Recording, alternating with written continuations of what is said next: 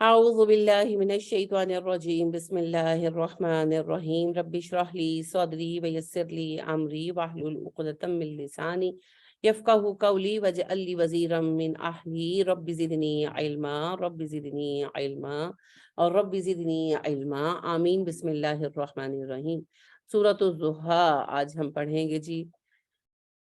93 number ہے جی اس کا ترتیب توقیفی کے اعتبار سے، اور 11ویں سورت ہے، یعنی کہ بالکل ابتدائی زمانے کی صورت، جب ابھی تبلیغ خاموشی کے ساتھ ہو رہی تھی۔ خفیہ کا لفظ مناسب نہیں ہے، خفیہ تو ہوتا ہے جیسے زمین دوز ہو، نہیں ایسے نہیں ہے، صرف جان پہچان کے لوگوں کو پرسنل لیول پر آپ صلی اللہ علیہ وسلم دعوت دین دے رہے تھے۔ لیکن اسی وقت میں اچھا مجھے بتائیں، آپ صلی اللہ علیہ وسلم نے جب دعوت دینی شروع کی ہوگی تو فیملی میں کس کو چنا ہوگا پہلے؟ کس کو؟ نام بتائیں۔ اماں ختیجہ تو ایمان لے آئی نا، وہ تو ہو گیا، اماں ختیجہ لے آئی، علی لے آئے، یہ تو آپ کا گھر تھا، آپ کی بچیاں بھی فوراً ہی لے آئیں۔ فیملی، خاندان، کس کو؟ جی بالکل۔ اور چچا کا کوئی نام نہیں ہے؟ چچا چچا ہاں، سب سے پہلے ابو طالب کو کہا ہوگا نا، آپ اتنے سالوں سے ابو طالب کے ساتھ تھے، اگر آپ کو کوئی اچھی بات ملے گی تو کس کو جا کر پہلے بلائیں گے؟ جو سب سے عزیز ہے، ڈیفینیٹ بات ہے۔ تو ابو طالب کو، ان کے بچوں کو، ابو لہب کو، ان سب کو آپ کہہ چکے تھے، تو خفیہ کیا تھا؟ خفیہ وفیہ کچھ نہیں تھا، صرف پرسنل لیول پر بات ہو رہی تھی، کولیکٹیو نہیں ہو رہی تھی، کیونکہ انداز جارحانہ ہو جانا تھا۔ جیسے ہی کولیکٹیو لیول پر تبلیغ شروع ہوئی ہے تو جارحیت اور تشدد آ گیا نا۔ تو ابھی آپ صلی اللہ علیہ وسلم بینگ اے مین اکیلے تھے، کوئی بڑی جماعت تو آپ کے ساتھ تھی نہیں، ابھی تو بالکل اکیلے تھے۔ تو اللہ سبحانہ و تعالیٰ تو سب جانتے ہیں، اللہ تو حفاظت ہر حال میں کر سکتے ہیں، لیکن بات یہ ہے کہ دنیا عالم اسباب ہے، سبب کے ساتھ ہونا ہے۔ تو اللہ چاہتے تھے کہ پہلے جانثاروں کو ایک گروہ تیار ہو جو آپ کی پروٹیکشن کر سکے، کہ آپ صلی اللہ علیہ وسلم جو ہے اکیلے نہ پڑے۔ اس لیے اللہ سبحانہ و تعالیٰ نے پہلے 3 سال کولیکٹیو اعلانیہ جو ہے دعوت کا حکم نہیں دیا کہ کولیکٹیو لیول پر آپ مت کریں، پرسنل لیول پر کریں۔ اب پرسنل لیول پر کوئی بھی بات میں آپ سے کہتی ہوں، کچھ بھی، حفصہ سے یا سمینہ سے، آپ کیا کریں گے؟ میکسیمم انکار کر دیں گے، اور کیا میرا سر پھاڑیں گے؟ اور اگر لیٹ سپوز کے غصے میں بھی آ گئے تو کیا کریں گے؟ ایک بندہ ہے نا، کیا ہوگا؟ ہاتھا پائی ہو جائے گی، اس سے زیادہ کیا ہو سکتا ہے؟ لیکن جو موب ہوتا ہے، جو بھیڑ ہوتی ہے، وہ کچھ بھی کر سکتی ہے۔ آپ دیکھیں، توہین رسالت کی بات بنا کر وہ جو سری لنکن کو بھیڑ نے مارا، بھیڑ کا کوئی چہرہ نہیں ہوتا، لیکن بھیڑ کی بہت طاقت ہوتی، اور بھیڑ کو، موب کو آپ سزا بھی نہیں دے پاتے اس طرح۔ بہت سارے بیچ میں قانونی نقطے نکل آتے ہیں نا، اسلام کا قانون تو رائج نہیں ہے۔ تو بھیڑ کی طاقت کو روکنے کے لیے ایک پروٹیکشن سسٹم چاہیے، ایک سیفٹی کا انتظام ہونا، سیکیورٹی کا ضروری ہے۔ اسی کے لیے یہ 3 سال دیے گئے۔ اور پھر ایک اور اہم بات یہ تھی کہ بھڑکنے سے روکا جائے۔ اب جب سنتے رہے تو گریجول ٹالرنس کریٹ ہو جاتی، نیگیٹو بھی اور پازیٹیو بھی۔ جیسے آپ ایک زمانے سے سن رہے ہیں، جب ہم اتنے سے تھے، کہ ایکٹنگ تو آرٹس ہے، ایکٹنگ تو آرٹ ہے، لہٰذا پہلے تو اس بات پر ناراض ہوتے رہے، پھر مذاق میں ہنس کے ٹالتے رہے، اور اب اس کو ایکسیپٹ کر لیا ہے۔ نارملائز کرنا کہتے ہیں اس کو، یہ پروسیس ہے۔ اچھی چیز کو بھی نارملائز کیا جاتا ہے اور بری چیز کو بھی نارملائز کیا جاتا ہے۔ تو اب وہ لیول آ گیا ہے کہ ہم نے بھی ذہنوں میں یہ مان لیا ہے کہ یہ جو ایکٹریس ہے یا یہ جو ایکٹر ہے، یہ آرٹسٹ ہے۔ اگر آپ کہیں یہ جسم فروش ہے تو لوگ حیران، یہ کیا کہہ دیا؟ نہیں تو اور کیا ہے پھر؟ جو ایک عورت اپنا جسم بیچتی ہے وہ تو پھر کمرہ بند کر کے بیچتی ہے، یہ تو سر عام اپنے آپ کو بیچ رہی ہیں، تو جسم فروش نہیں ہے تو کیا ہے؟ لیکن نارملائز کر دیا گیا اسے، یہ پروسیس ہے۔ اور میں نے جیسا کہ کہا اس کے ذریعے آپ کچھ بھی نارملائز کر سکتے ہیں، اچھائی بھی اور برائی بھی. جیسے اللہ نے شراب کی حرمت کو نارملائز کیا گریجول، تو پھر اللہ نے پہلے نارملائز کیا، انہوں نے یہ بات سنی تو ان کو یعنی تھوڑی سی ایکسیپٹنس اتنی آ گئی کہ فوراً بھڑک نہیں پڑے. پھر انہوں نے مختلف ہتھ کنڈے اپنائے، لیکن ان میں ایک تدریج تھی. تو یہ ایک کام کا پروسیس تھا، کام کی چال تھی جو اللہ سبحانہ و تعالیٰ نے اس طرح ڈالی. خفیہ تو تبلیغ کیسے ہونی؟ تبلیغی کام خفیہ نہیں ہو سکتے. بلاغ خفیہ کیسے ہوگا؟ نہیں ہو سکتا نا، بلاغ خفیہ نہیں ہو سکتا. زمین دوز گوریلا تحریکیں چل سکتی ہیں، ایکشن جو ہے ہو سکتا ہے، لیکن ٹیررسٹ ٹائپ پازیٹیو بھی ہو سکتا ہے، جیسے کشمیر کی تحریک آزادی جو ہے وہ زیر زمین ہی چلی ہے، فلسطین کی بھی چل رہی ہے. لیکن تبلیغ، ایک عقیدے کو نشر کرنا، یہ چوری چھپے نہیں ہو سکتا، پاسبل نہیں.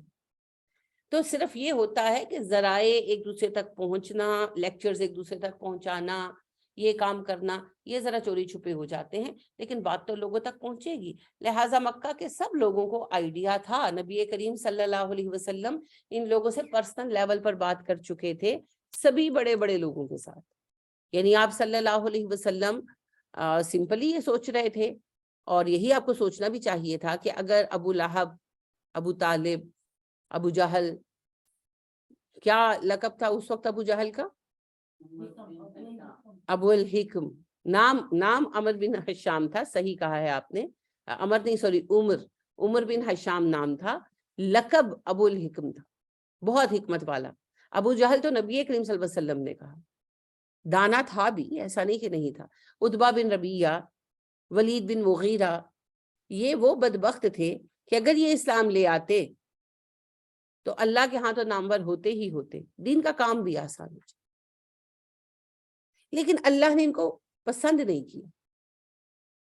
اصل بات یہ ہے، اللہ کہتے ہیں میں جسے چاہتا ہوں ہدایت دیتا ہوں، اور جس میں ذرا سی خیر ہو تو میں اسے سننے کی توفیق بھی دیتا ہوں. تو ان کو سننے کی توفیق نہیں ملی، مطلب یہ ہے کہ میں خیر نہیں تھی نا. اگر یہ اسلام لے آتے تو یہ اسلام کو بھی بگاڑ دیتے، اسی طرح جس طرح پہلی قوموں نے بگاڑا. تو ان کے تکبر کی وجہ سے، ان لوگوں کی دنیا پرستی کی وجہ سے یہ ریجیکٹ کر دیے. یہ اس کام کے لائق نہیں تھے جس کام کے لیے انتخاب ہو رہا تھا. تو لیاقت کی بات ہوتی ہے جی. لہٰذا جب نبی کریم صلی اللہ علیہ وسلم نے دعا بھی مانگی کہ اللہ 2 عمروں میں سے ایک کو مسلمان کر کے اسلام کو شوقت عطا فرما، مراد تھی عمر بن خطاب یا عمر بن حشام، تو عمر بن خطاب چنے گئے. حالانکہ قریبی رشتہ عمر بن حشام سے تھا، اور عمر بن خطاب سردار تو نہیں تھے. لہٰذا دنیاوی اعتبار سے اگر ہم دیکھیں تو عمر بن حشام کا اسلام نفع دیتا نا. عتبہ بن ربیعہ بڑا سردار تھا، اصل میں سب سے بڑا سردار اس وقت میں ابو طالب اور ولید بن مغیرہ تھے. ابو طالب کی اور ولید بن مغیرہ کی وفات سے، یعنی ان دونوں کے مرنے سے، سرداری میں سب سے اوپر آ گیا عتبہ بن ربیعہ. عتبہ بن ربیعہ کے بعد ابو جہل تھا. لیکن ابو جہل ایسا بندہ تھا، یعنی اس میں اس کی پرسنالٹی تھی کہ وہ چھا جاتا تھا، ٹیک اوور کر لیتا تھا. لہٰذا اپنی زیادہ اہمیت کے باوجود عتبہ بن ربیعہ اپنے فیصلوں میں ابو جہل سے دبتا ہی رہا. تو پریکٹیکلی دیکھا جائے تو سب سے بڑا سردار اس وقت ابو جہل ہو چکا تھا. تو اگر ابو جہل اسلام لے آتا تو اپ سائڈ ڈاؤن حالات بدل جاتے، پورا مکہ اسلام لے آتا، ہاتھی کے پاؤں میں سب کا پاؤں. عمر بن خطاب کے اسلام لانے سے اسلام کو نفع ہوا، مگر اتنا نہیں ہوا، ہے نا. لیکن اللہ نے پھر بھی، کیا یہ باتیں اللہ کو نہیں پتا تھی کہ عمر بن حشام اسلام لے آئے گا تو پورا مکہ مسلمان ہو جائے گا؟ اللہ نے یہ تو قبول کیا کہ کچھ سال بعد لائے مکہ والے ایمان، لیکن اللہ نے ابو جہل کا، عمر بن حشام کا اسلام قبول نہیں کیا، یعنی کہ اس کے لیے پسند نہیں کیا. सबब था तकब्बुर। तो सबसे ज्यादा जिस चीज की वजह से अल्लाह रद्द करते हैं ना किसी को, वो तकब्बुर। तो इबलीस भी तो इबलीस तकब्बुर से ही बना, और यही मुसीबत अबू जहल को थी, और यही मुसीबत लाहक थी, यही बीमारी लाहक थी फिरौन को। तो जितने भी अफराद आप देखेंगे कि वो तबाह हुए, वो मुतकब्बरीन ही थे। यही बीमारी आपके हाकिमों को लाहक है। तभी तो वो अपने लिए प्रोटोकॉल चाहते हैं, तो वो अपने आप को आम अफराद कहाँ समझते।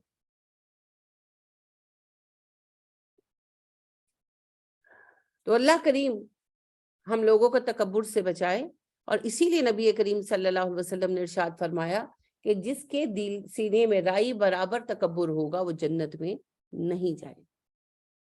और तकब्बुर से बचने के लिए क्या करना चाहिए? सलाम। बारकल्लाह फीक। नबी करीम सल्लल्लाहु अलैहि वसल्लम ने फरमाया, लोगों जिसके सीने में राई बराबर तकब्बुर होगा वो जन्नत में नहीं जाए। तो तकब्बुर से बचने के लिए सलाम में पहल किया कर। यानी ये देखिए, ये एटीट्यूड भी तकब्बुर माना गया है कि इसने मुझे सलाम क्यों नहीं किया। जो आधे फंक्शनों पे लड़ाई होती है ना, जो बड़े होते हैं ना, वो इतने छोटे अखलाक के होते हैं बदकिस्मती से कि वो लड़ाई डाल देते हैं। जो बुजुर्ग होते हैं ना फैमिलीज के, वो शादियों पे, तेरी कुड़ी ने मैंने सलाम नहीं किया, अब वो 10 लोगों में बेचारी माँ जो है या बाप जो है वो शर्मिंदा होकर वजाहतें देता है। हाँ, और फिर वो जवान बच्चा बच्ची को बुलाकर डांटते हैं, फिर वो जाहिर बच्चों के मुंह बन जाते हैं। डेफिनेटली वो जानबूझ के थोड़ी करते हैं, वो अपनी खुशी में लगे होते हैं। फिर वो माँ घर आकर फिर, अच्छा ना अब मैं क्या करती, तुम्हारी दादो थी यही कुछ होता है ना, या तुम्हारी नानो थी। तो हम बस बड़े होकर इतने छोटे ज़र्फ के मालिक हो जाते हैं, इतने छोटे पड़ जाते हैं कि हम अगले का फंक्शन भी खराब करते हैं, और हम अपने आप को कुछ समझते हैं तो ये डालते हैं ना झगड़ा, मैनू सलाम क्यों नहीं कीता। तुसी दरगाह दा पत्थर हो भाई, खुद सलाम कर लो। अल्लाह के नबी सल्लल्लाहु अलैहि वसल्लम की सुन्नत मुबारका है, आप घर से निकलते, रास्तों में बच्चे खेल रहे होते तो आप रुक कर उनसे सलाम करते, और एक एक से करते। तो हम क्या हैं, हमारी औकात क्या है, किस खेत की मूली हैं हम? बस तकब्बुर, बेकार के। एक बहुत ही करीबी हमारी शादी थी, बहुत करीबी, तो उसमें तो इतनी लड़ाई हुई, और जिस लड़ाई का सबब क्या था कि जिस फैमिली की शादी थी उनकी एक बच्ची शादीशुदा थी, उसकी सास आई, तो जिस बच्ची की शादी थी, जो दुल्हन थी, उसने सलाम नहीं किया। ओ हो, इतना मसला। अब बात ये कि भाई वो जाहिर बात है दुल्हन थी, वो दुपट्टा शपट्टा ठीक हो रहा था, निकाह के लिए आ रहे थे, इस अफरा तफरी में उसने नोटिस ही नहीं बेचारी ने किया। वो इतना बोली, अल्लाह उनको हिदायत दे और जन्नत दे, अब तो वफात पा गई, मगर वो इतना बोली, तो समझती कि तेरा, यानी कि वो कहीं तेरा ब्याह हो रहा है तो की, पता नहीं वो क्या क्या बोली। हर कोई उनकी मिन्नतें कर रहा है ना, क्योंकि निकाह के लिए अंदर आना था, और यानी आप समझ सकती हैं कि सिचुएशन क्या है। हर कोई हाथ जोड़ रहा है, मिन्नतें कर रहा है कि बाजी चुप कर, बाजी ताड़ी मेहरबानी, आंटी जी चुप कर। आंटी जी कहती हैं मैं नहीं है तुसी। अस्तगफिरुल्लाह, ला इलाहा इल्लल्लाह। इतनी परेशानी हुई क्योंकि निकाह के लिए लड़के वाले पहुंच चुके थे, यानी कि थोड़ी देर बाद रखा गया था टाइम फंक्शन का, और घंटा आधा घंटा पहले निकाह का रखा गया था, और वो पहुंच चुके थे। अब जाहिर बात है वो बेवकूफ तो नहीं थे, आवाजें तो जा रही थी बाहर, ब्राइडल रूम में सारा तमाशा चल रहा था। अस्तगफिरुल्लाह, मैंने उससे बुरा मंजर नहीं देखा, और ना मुझे अल्लाह कभी दिखाया। इतनी कम ज़र्फी। चलो दुल्हन है, उसकी खुशी का दिन है, हो गई गलती, माफ कर दें, आप आगे बढ़ के सलाम कर लें, खुशी का दिन है ना।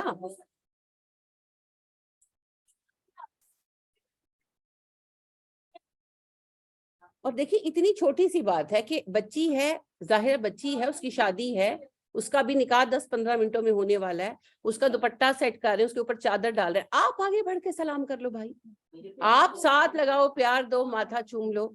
आप इतने बड़े जो है पेडिस्टल पे खड़े हो जाओगे, इतनी छोटी सी मामूली सी बात। اور پھر وہ جو ان کے داماد تھے وہ بھی میری ماں نے کوئی عزت نہیں. میں تو ابھی تک اس منظر کو کبھی یاد کرتی ہوں تو میں استغفار کرتی ہوں, پھر میں شکر کرتی ہوں کہ ہمارے شوہر ایسے نہیں, الحمدللہ ہمارے شوہر ایسے. بلکہ کبھی ہم اگر کسی وقت کوئی بات کرتے ہیں کہ فلاں نہیں ملائے تو کہ کوئی گل نہیں, ایسے ہیں ہمارے شوہر ہم سب کے الحمدللہ. کہ میں حیران ہوتی ہوں وہ فلموں جیسا سین نا, کہ وہ بھی بازو چھڑا چھڑا کے نا اپنے سالوں سے کہ میری ماں کی عزت نہیں ہے, میری وہی عزت بے عزتی کا سوال ہی کیا ہے. تو اس قدر یہ ہے تکبر. یہ تماشے آپ دیکھیں ہر دوسرے فنکشن پر کہیں نہ کہیں چلتے ہیں, اور یہ مسلمانوں کا حال ہے اور یہ بڑوں کا حال ہے. استغفر اللہ ربی. ایک اگر فرض کرے کسی نے نہیں کیا سلام, آپ اٹھ کے کر لیں. شادیوں میں ان کی ذرا لیٹ ہوگی, بچہ اسٹیج پہ آ گیا, اسٹیج پہ بیٹھے نا, میرے بغیر تو کر لیا. اللہ وہ بیچارے بتھیرا گئے, کوئی بات نہیں آپ لیٹ ہو گئے تھے, یہ میں تو گھر ہی چلنی ہے جی تھی انج کرنا. پھر دوبارہ دلہا گیا ادھر, پھر پھپھو کو ساتھ لیا, انہیں کہنا تھا گاڑی میں چھوڑ آتا ہوں. وہ سین استغفر اللہ لا الہ الا اللہ. سب لوگ اپنے اپنے لگے ہوئے تھے, تو ایک دم سے الرٹ ہو گئی کہ ہوا کیا, پھپھو کو کیا ہوا. کتنی افسوسناک بات ہے نا, ہم اپنے بچوں کی خوشیاں خراب کر دیتے ہیں. اب آپ مجھے بتائیں جس بچے کے ساتھ یہ ہوا وہ ساری عمر اپنا دل پھپھو سے صاف کر سکے گا؟ کیونکہ ظاہر شادی ہے, بچوں نے اپنی خوشی سے اپنے کچھ نہ کچھ ایونٹ کیے ہوتے ہیں, کوئی انہوں نے پلان کیے ہوتے ہیں, تو وہ اب جیسے وہی بات ہے کہ ساری عمر وہ بات دل سے نہیں نکلتی. تو بالکل وہ کمپرومائز کریں گے, محبت بھی نہیں کریں گے, محبت دل میں آ ہی نہیں سکتی. تو آپ اگر پہل کر لیں گے تو کیا فرق پڑ جائے گا؟ ہمارے پیارے نبی صلی اللہ علیہ وسلم تو بچوں کو سلام کرتے جب آپ نکلتے, اور انس یہ کہتے ہیں آپ کی مستقل عادت تھی کہ آپ گلی سے گزرتے, راستے سے گزرتے, بچے نظر آتے تو رک جاتے اور ان سے سلام کرتے, سواری پر ہوتے تو رک جاتے اور سلام کرتے. اور ہر بڑے کا فرض ہے چھوٹے کو سلام کرنا, یہ یاد رکھیے گا. نبی کریم صلی اللہ علیہ وسلم نے فرمایا بڑے کا ذمہ ہے چھوٹے کو سلام کرے, سوار کا ذمہ ہے پیدل کو سلام کرے, کھڑے کا ذمہ ہے بیٹھے کو سلام کرے. یعنی جو بیٹر پوزیشن میں ہے نا وہ سلام کرے, وہ سلام کرے, تاکہ اس کا تکبر کا لیول برابر ہو جائے, اس کو پتہ لگ جائے کہ میں بھی عام بندہ ہی ہوں. اور جو نچلی جگہ پر ہے, یعنی کہ جیسے ہماری کام والی بہنیں ہیں, ہماری مددگار ہیں, وہ آتی ہیں, ہمارا ذمہ ہے ہم سلام میں پہل کریں, تاکہ ان کو بھی پتا چلے کہ ہماری کوئی عزت ہے, اور ہمیں بھی پتا چلے کہ ہم بھی وہی انسان ہیں جو وہ ہیں, کوئی سپر ہیومن بینگ نہیں ہے.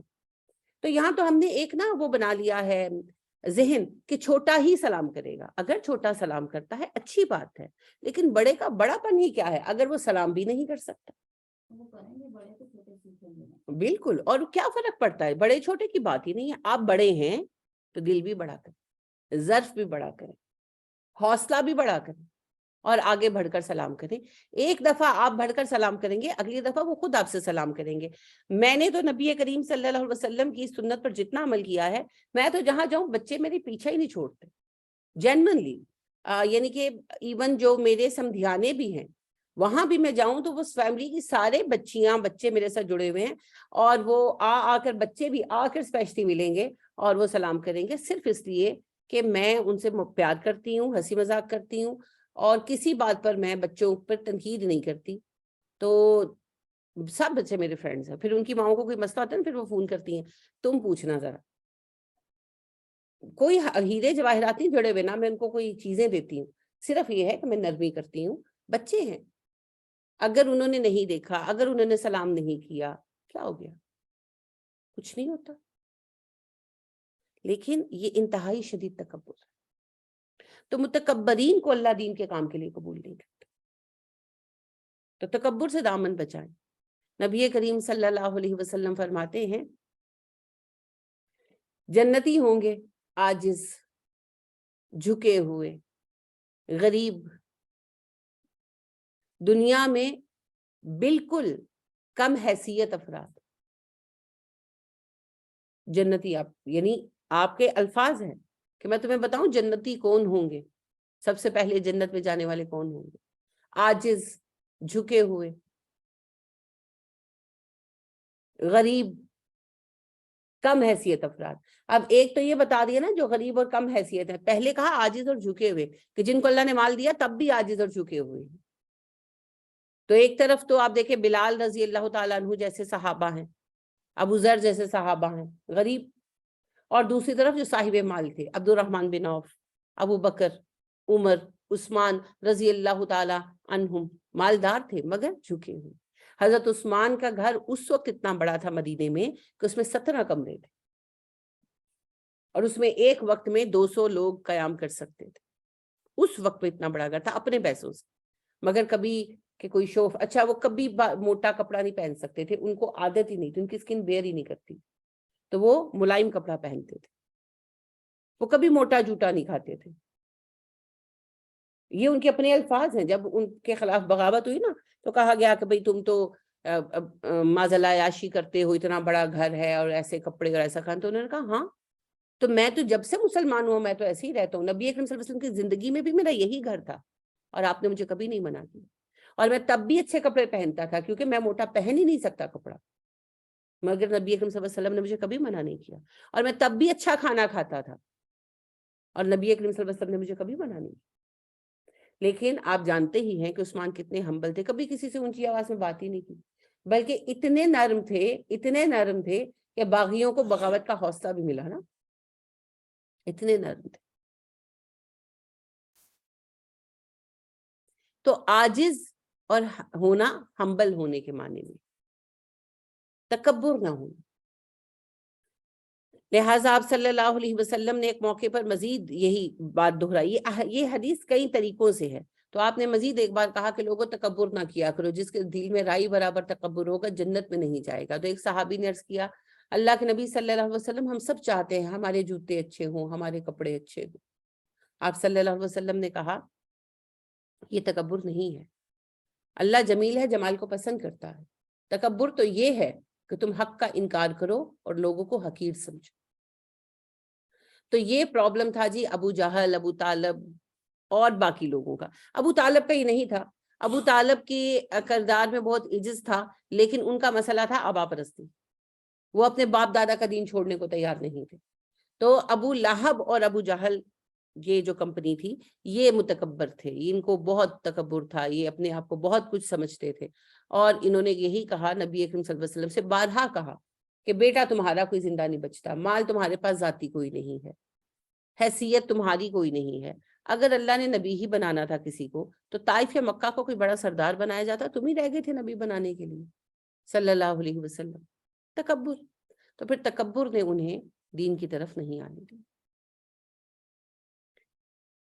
حالانکہ سب سے اول دعوتیں انہی کو ملی تھی. اور دیکھیں بلانے والا کون تھا, نبی کریم صلی اللہ علیہ وسلم. انسان سوچتا ہے نا کہ ایسے دعوت نامے کو کون رد کر سکتا ہے, مگر تکبر یہ سب کچھ بھی کرواتا ہے جی.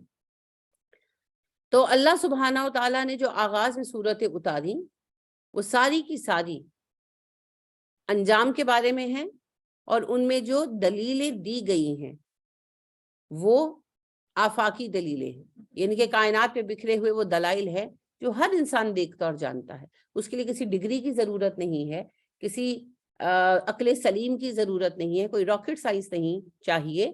عام چیزیں ہیں جن کو ایک عام انسان دیکھتا ہے, روز آبزرو کرتا ہے. تو آپ نے شمس پڑھی, لیل پڑھی, اب ضحیٰ کا لفظ آیا. یہ ساری چیزیں کیا ہیں, ہمارے روزمرہ مشاہدے کی باتیں ہے نا. تو وہ ضحیٰ کی قسم ہے. کیا ہے ضحیٰ؟ دھوپ کو بھی کہتے ہیں, اور ضحیٰ اس وقت کو بھی کہتے ہیں جس وقت سورج کی دھوپ صبح کے وقت تیز ہوتی, یعنی اشراق کا وقت ختم ہوتا ہے اور سورج میں تیزی آتی ہے, ضحیٰ کا وقت شروع ہوتا ہے. چاشت کا وقت ہم عرف عام میں اپنی زبان میں سے چاشت کا وقت کہتے. تو اللہ نے قسم کھائی ضحیٰ کی. میں نے پہلے بھی آپ سے عرض کیا ہے کہ اصل میں جب اللہ وقت کی قسم کھاتے ہیں تو اس عظیم نظام کو یاد دلاتے ہیں ہمیں جس کے تحت یہ نظام بن رہا. کتنا عظیم الشان سلسلہ ہے. اور آپ یہ دیکھیے کہ جب سے کائنات بنی ہے آج تک وقت میں فرق نہیں آیا. تو جتنی ایسی کہانیاں آپ سنتے ہیں نا سب جھوٹی ہیں. یہاں تک کہ یہ جو روایت سنائی جاتی ہے کہ حضرت علی کی گود میں سر رکھ کر نبی کریم صلی اللہ علیہ وسلم سو رہے تھے اور علی کی عصر کی نماز قضا ہو گئی اور نبی کریم صلی اللہ علیہ وسلم جب اٹھے تو علی نے کہا تو آپ نے سورج کو انگلی سے پھیر دیا، یہ بھی من گھڑنت ہے، اس کی کوئی حقیقت نہیں۔ تو ویسے تو اس کو من گھڑنت ثابت کرنے کے بہت سارے اسباب اور دلائل ہیں کہ بنانے والے راوی فلاں جھوٹا ہے، فلاں ان نون ہے، وغیرہ وغیرہ۔ میں تو کامن سینس کی بات آپ کو دعوت دوں گی کرنے کے لیے کہ عصر کے وقت کی نماز تھی تو نبی اکرم صلی اللہ علیہ وسلم سو رہے تھے، تو جماعت کس نے کرانی تھی جی؟ کیا آپ نے جماعت نہیں کرانی تھی؟ کیا اس دن مسجد نبوی میں صلاۃ عصر نہیں پڑھی جانی تھی؟ ہاں جی۔ اور علی رضی اللہ تعالی عنہ جماعت کے لیے آپ کو نہ جگاتے، اور اگر نبی اکرم صلی اللہ علیہ وسلم نے جماعت کرا دی تو علی نے پھر نماز کیوں نہیں پڑھی؟ اگر کوئی یہ کہے کہ جی جماعت کرانے کے بعد سوئے تھے تو علی رضی اللہ تعالیٰ عنہ کہاں تھے پھر؟ ہے نا، کہانیاں ہیں، کہانیاں ہیں۔ جب حقیقت میں نمازیں قضا ہوئی تب تو آپ صلی اللہ علیہ وسلم نے سورج نہیں پھیرا، روک لیتے؟ نہیں روکا نا، کوئی نہیں روک سکتا۔ سورج اور چاند یہ سب آفاقی نظام کا حصہ ہے، یہ کسی کے حکم سے نہ چلتے ہیں نہ رکتے ہیں۔ تو خندق میں قضا ہوئی تھی نمازیں کتنی؟ ظہر اثر دونوں ہی قضا ہو گئی تھی، مغرب کا وقت ہو گیا تھا۔ ایک دن ایسا زور کا حملہ رہا کیونکہ خندق کے پار بیٹھے تھے مگر اٹیک کرتے تھے، حملے کرتے تھے، جھڑپیں چلتی تھیں، تو اتنی زیادہ شدید جھڑپ تھی کہ ظہر اثر دونوں ہی نمازیں قضا ہو گئی، مغرب کا وقت آ گیا۔ تو عمر فاروق رضی اللہ تعالی عنہ جو ہیں وہ آئے اپنی چادر سیٹ کرتے ہوئے، گھسیٹتے ہوئے، اور جلدی جلدی آئے اور کہنے لگے کہ میری تو مغرب کی نماز جو ہے وہ لیٹ ہو گئی ہے ان ظالموں کی وجہ سے نا، تو ان کے وہ جلدی میں تھے۔ تو آپ صلی اللہ علیہ وسلم نے کہا عمر آپ مغرب کی بات کرتے ہیں، مورچے الگ الگ تھے نا، جس مورچے پر نبی اکرم صلی اللہ علیہ وسلم تھے وہاں پر زیادہ زور تھا، پریشر تھا، تو آپ صلی اللہ علیہ وسلم نے کہا عمر آپ مغرب کی بات کرتے ہیں، ہماری تو ظہر اور عصر بھی قضا ہوگی۔ تو پھر آپ صلی اللہ علیہ وسلم نے اذان دلوائی اور ایک اقامت کہی گئی اور ظہر ادا ہوئی، پھر دوسری اقامت کہی گئی اور عصر ادا ہوئی، اور تیسری اقامت کہی گئی اور مغرب ادا ہوئی۔ احد کے دن بھی تو ایسا ہی ہوا تھا، احد کے دن عصر کی نماز چھوٹ گئی تھی نا، تو احد کے دن بھی پھر بعد میں ایسا ہی ہوا تھا، تو آپ صلی اللہ علیہ وسلم نے قضا ہی نمازیں پڑھائی تھی۔ تو یہ جتنی بھی باتیں ہیں کہانیاں ہیں، اور پھر وہاں سے بات چلتی ہے، پھر آ جاتی ہے باباز پر۔ تو لہٰذا ملتان کی گرمی کیوں ہے جی؟ ہاں جی، شمس تبریز صاحب نے سورج زمین پر بلوا لیا تھا۔ اچھا چلے، شمس تبریز صاحب کا زمانہ جو ہے مغلوں کا زمانہ ہے، یہ بیان کرتے ہیں، چلے جی ہو گیا، تو اس سے پہلے ملتان میں گرمی کیوں پڑتی تھی؟ تب تو بابا جی نے سورج بھی زمین پہ نہیں بلایا تھا۔ وہی نا کوشچن، یہی ہے نا، اس سے پہلے کیوں گرمی تھی؟ اور ذرا آپ باتیں سنیں، سیخ پر بوٹی لگا کر سورج کو آ کر بھون دے، سورج نے آ کر بوٹی تو بھون دی، تو بابا جی کیسے بچ گئے؟ اندازہ ہے سورج کی گرمی کا؟ اور اگر سورج اپنی جگہ چھوڑے سب کچھ ختم ہو جائے، انا للہ و انا الیہ راجعون۔ اللہ کے دین کا مذاق بنا رکھا ہے، اللہ کے شعار کا مذاق بنا رکھا ہے۔ وہ ایک اور صاحب ہیں جی، کیا نام ہے ان کا، احمد علی کوئی ہے جی، فرقہ جنیدیہ اس سے ہیں، تو جی ان کے وہ فرماتے ہیں مریدین کہ جی وہ دریا پار کرنا تھا انہوں نے، تو انہوں نے وہ کہا ماہی گیر کو کہ بھئی ہمیں دریا پار کرا دو، تو کہنے لگا کہ عصر کا وقت ہونے والا ہے تو نماز پڑھ کے چلتے، تو کہتے نہیں نماز نہیں قضا ہوگی، کہنے لگے نہیں جی ہو جائے گی، ٹائم لگتا ہے، میں روز لاتا لے جاتا ہوں، کشتی بان ہوں، تو نہیں وہ کہنے لگے تم فکر نہ کرو، تو چڑھ گئے جناب مریدوں کو لے کر۔ تو وہ سورج جب ڈھلنے لگا تو وہ ناراض ہوا کہ دیکھیں نماز میری لیٹ ہو رہی ہے، تو انہوں نے سورج کو روک دی، تسی نہ رکو سورج روک لو۔ یعنی کیسی باتیں کرتے ہیں، کوئی عقل ہوتی ہے۔ مجھے نہیں پتا احمد علی ہو سکتے ہیں کوئی نیک آدمی ہو، میں نہیں جانتی، لیکن کم از کم یہ کہانیاں ساری فیک ہے، سب فیک کہانی، اور ان میں کوئی حقیقت نہیں ہے۔ کائنات کا نظام پہلے دن سے جس طرح چل رہا ہے اسی طرح چل رہا ہے، ایک لمحے کا تغیر نہیں ہوا، تغیر ہوگا، کب ہوگا؟ قیامت کب آنی؟ یعنی قیامت کیا ہے؟ قیامت میں تو بہت کچھ ہے نا، تو یہ ایمبیگوس مشکوک آنسر نہ دیں، کلیئر آنسر دیں، کب ہوگا؟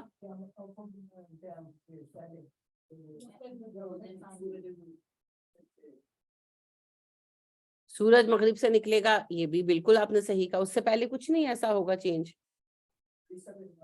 کیا؟ وہ تو برکت ہوگی نا، برکت چینج تھوڑی ہوتی ہے. ٹائم سپین کا میں پوچھ رہی ہوں. اینڈ آف ٹائم پہ ٹائم بھی ختم ہو جائے گا، جب اینڈ آف ٹائم ہے تو پھر چینج کیا ہونا ہے؟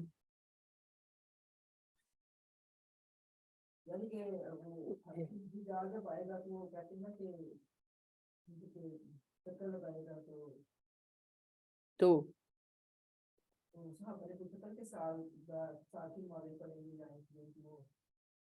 یعنی بات تو صحیح ہے پر بات پوری کریں. جب دجال آئے گا تو پہلا دن 1 سال کے برابر ہوگا. کتنی بار سنایا میں نے آپ کو؟ نبی کریم صلی اللہ علیہ وسلم نے فرمایا دجال جب آئے گا تو وہ 40 دن سپینڈ کرے گا ہمارے ماں بہن، انسانوں کے ماں بہن، جس میں سے پہلا دن 1 سال کے برابر ہوگا. اور صحابہ نے پوچھا کہ اللہ کے نبی صلی اللہ علیہ وسلم ہم اس میں 1 دن کی نمازیں پڑھیں گے کہ 1 سال کی؟ آپ نے کہا 1 سال کی، اور دوسرا دن 1 مہینے کے برابر، تیسرا 1 ہفتے کے برابر، اور باقی جو 37 ڈیز ہیں وہ نارمل دنوں کے مطابق ہوں. تو اس میں ٹائم سپین چینج ہوگا. کس طرح؟ جن پہ پڑے گی وہی جانیں گے.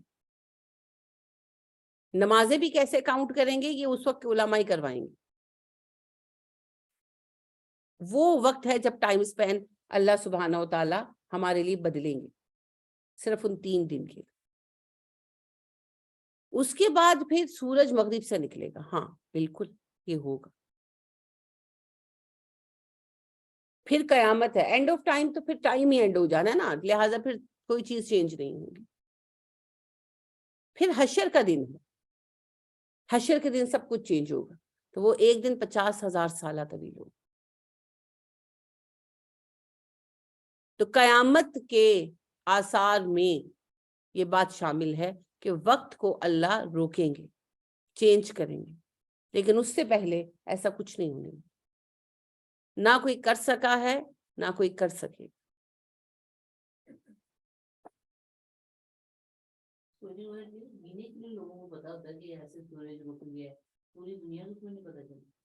بہت، یہ بالکل عام سی بات ہے.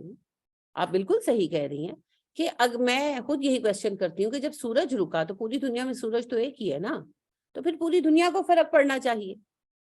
2 گھنٹے کا اگر فرق ڈال رہے ہیں، سورج روک دیا جی ہے نا، اور سورج نہیں ڈھلا، تو اثر کا 1.5-2 گھنٹے کا ٹائم کا فرق ڈالا تو پوری دنیا میں فرق پڑنا چاہیے اور پوری دنیا کا نظام تہوبالا ہو جانا چاہیے. مذاق سمجھ رکھا ہے. اصل بات پتہ ہے کیا ہے؟ پیر نہیں اڑتے، مرید اڑاتے ہیں. تو مرید جو ہے نا وہ عقل شریف کا استعمال کرے. ابھی کل ایک میں نے میری عزیزہ میرے میاں کی جو ہے کزن آئی ہوئی تھی، تو وہ آئی تو وہ یو کے سے تھی، مگر وہ یو کے سے کراچی آئی تھی اپنے ایک پیر صاحب کے پاس، اور پھر وہاں سے لاہور آئی تھی. تو وہ کہہ رہی تھی کہ وہ بہت پہنچے ہوئے ہیں بھابھی، بہت پہنچے ہوئے ہیں. آپ ان سے بات کریں تو وہ سارا کچھ ایسے دیکھ لیتے ہیں. تو میں نے کہا پھر ان کو کہیں کہ ذرا کرپشن کا پیسہ ہی واپس لا دے ہمارا، کوئی تو ہمارے حالات بہتر ہو. عجیب باتیں ہیں. اور یو کے میں بیٹھ کر بھی جہالت کا کوئی کچھ نہیں بگاڑ سکتا. اس جہالت کا حل صرف قرآن. کوئی ڈگری، کوئی چیز نفع نہیں دے سکتی، صرف قرآن نفع دے. تو اللہ ہمارے حال پہ رحم فرمائے. کوئی ٹائم اینڈ سپین کو چینج نہیں کر سکتا، ٹائم سپین کو کوئی چینج نہیں کر سکتا، سپیس کو کوئی چینج نہیں کر سکتا. اللہ سبحانہ و تعالیٰ کے کاموں میں دخل دینے کی کسی کی اوقات ہے ہی نہیں. اور اللہ تو بار بار اسے دلیل بناتے ہیں، بار بار. کتنی بار آپ نے پڑھا ہے قرآن میں واختلاف اللیل والنہار، رات اور دن کا آنا جانا.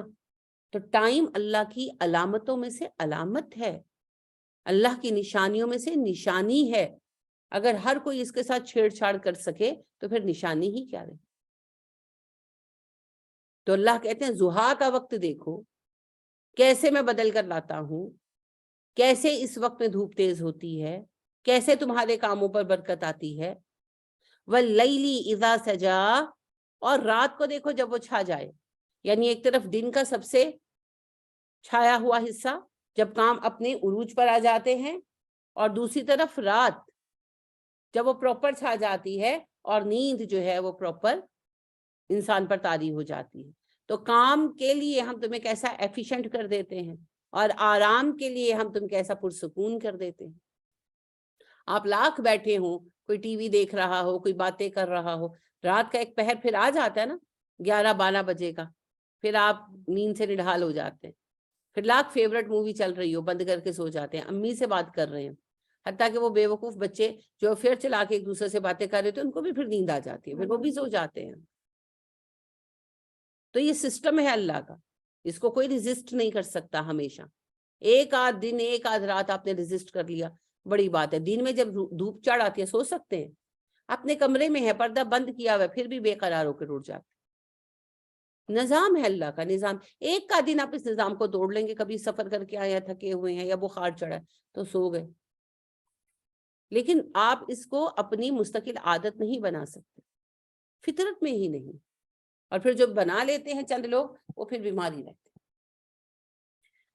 تو اللہ کہتے ہیں میرا بنایا ہوا نظام ہے, میں پیک پر روشنی دیتا ہوں تمہیں, روشنی پوری شدت سے عطا کرتا ہوں تاکہ تم روزمرہ کے کاروبار کر سکو, اور پھر میں رات کے ذریعے دن کو سمیٹ لیتا ہوں اور پوری طرح سے تمہیں پرسکون اندھیرے عطا کر دیتا ہوں تاکہ تم لوگ آرام کر سکو اور تم لوگوں کے زندگی کے نظام چلتے رہیں اور صحت بھی برقرار. اور جس رب نے اتنا عظیم نظام بنایا ہے وہ رب یہ بتا رہا ہے ما ودعک ربک وما قلا, نہ چھوڑا آپ کے رب نے, نہ ناراض ہوا. دعا ہوتا ہے دھکا دینا, دور کرنا, ہٹانا, اسی سے ودعا کا ہے, کسی کو چھوڑ دینا, کسی کو خود سے دور کر دینا. اور قلا ناراض ہونا, غصہ ہو جانا, روٹھ جانا. نبی کریم صلی اللہ علیہ وسلم پر کچھ دن وحی نہیں آئی تو آپ کے بالکل ہمسایہ تھا کون؟ ابو لہب, بارک اللہ فیک, اور اس کی بیوی تھی ام جمیل. کیسا خوبصورت کپل تھا اور کتنا بدقسمت جوڑا تھا. بیوی کا لقب تھا ام جمیل, کوئی بیٹا نہیں تھا جمیل ان کا, بیٹے تو 2 تھے, عتبہ عتیبہ. حسین اتنی تھی جیسے ابو جہل کی دانائی کی بنا پر ابو الحکم کہتے تھے نا اسے, اسی طرح بہت خوبصورت ہونے کی وجہ سے اس کا لقب تھا ام جمیل. اور ابو لہب کا بھی لقب اس کے حسن کی وجہ سے ابو لہب تھا. لہب کہتے ہیں شعلے کو اصل میں.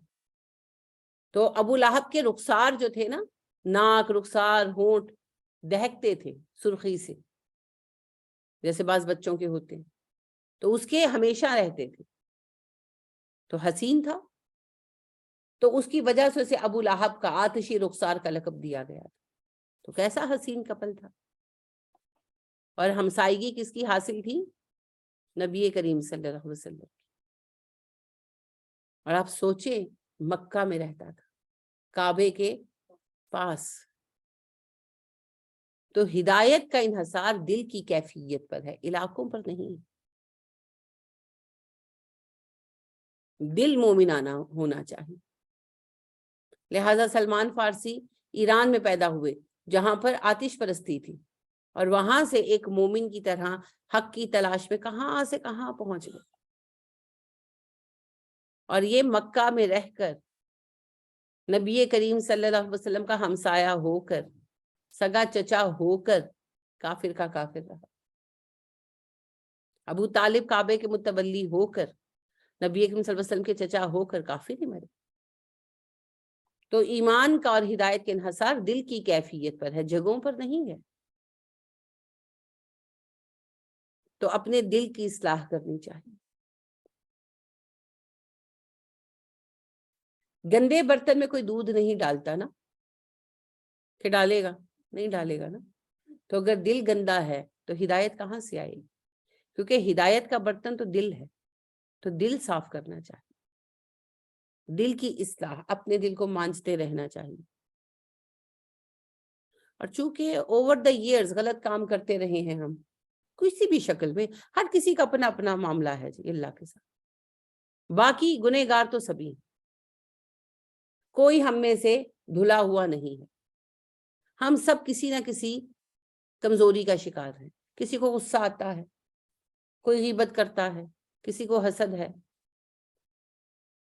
کوئی بد لحاظ ہے، کوئی ماں باپ کا نافرمان رہا ہے، کوئی بحیثیت بیوی نافرمان ہو سکتی ہے، کوئی شوہر ظالم ہو سکتا ہے، کچھ بھی ہو سکتا ہے. اللہ نوز، ہم سب میں کمیاں ہیں. ہم تو صرف اللہ کی ذات کے لیے، تو ان کمیوں میں ایک عرصے سے ہمارے دل مبتلا ہیں. تو یوں سمجھے کہ جیسے پتیلی سڑ جاتی ہے، یہ سڑے ہوئے، تو سڑی ہوئی پتیلی کو پھر کیسے صاف کرتے ہیں؟ تھوڑا تھوڑا کر کے. یہ میں پہلے بھی آپ کو مثال سمجھا چکی ہوں کہ بھگو دیتے ہیں رات کو، پھر اٹھتے ہیں، پھر کوچی مارتے ہیں، پھر بھگوتے ہیں، پھر کوچی مارتے ہیں. وہ پھر 4-5 دن کی مشقت کے بعد جا کر وہ اس لائق ہوتی ہے کہ اس میں زیادہ کالک اتر جاتی ہے، چھوٹے چھوٹے ڈاٹس رہ جاتے ہیں. پھر اب جالی رگڑتے ہیں، اس کو ویم ڈال کر رگڑتے ہیں رگڑتے ہیں رگڑتے ہیں، پھر وہ چمکتی ہے، صاف ہوتی ہے.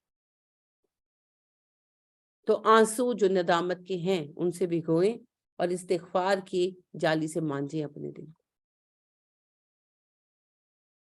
سب سے پہلے تو مانیں اپنی غلطیاں. ہم سب غلط ہیں کہیں نہ کہیں، لیکن اپنی غلطی کو مان لیں. کوئی بات نہیں، غلطی ہوئی تو کیا ہوا؟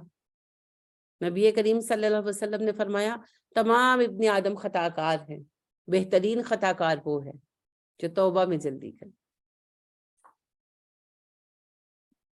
تو اپنی غلطی کو مان لیں، سب سے پہلا قدم.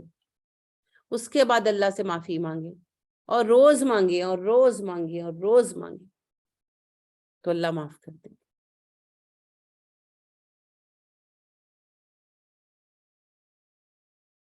اللہ کو معاف کرنا پسند ہے،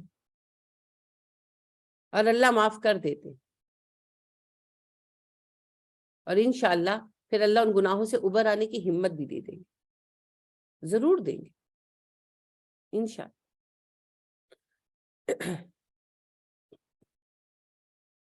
تو دل کی صفائی بہت ضروری ہے. دل کی حالت پر ایمان کا انحصار ہے، ایمان کے ملنے کا انحصار. تو نبی کریم صلی اللہ علیہ وآلہ وسلم کو آ کر ام جمیل کہنے لگی محمد تیرا جن تجھے چھوڑ گیا یا تجھے بھول گیا.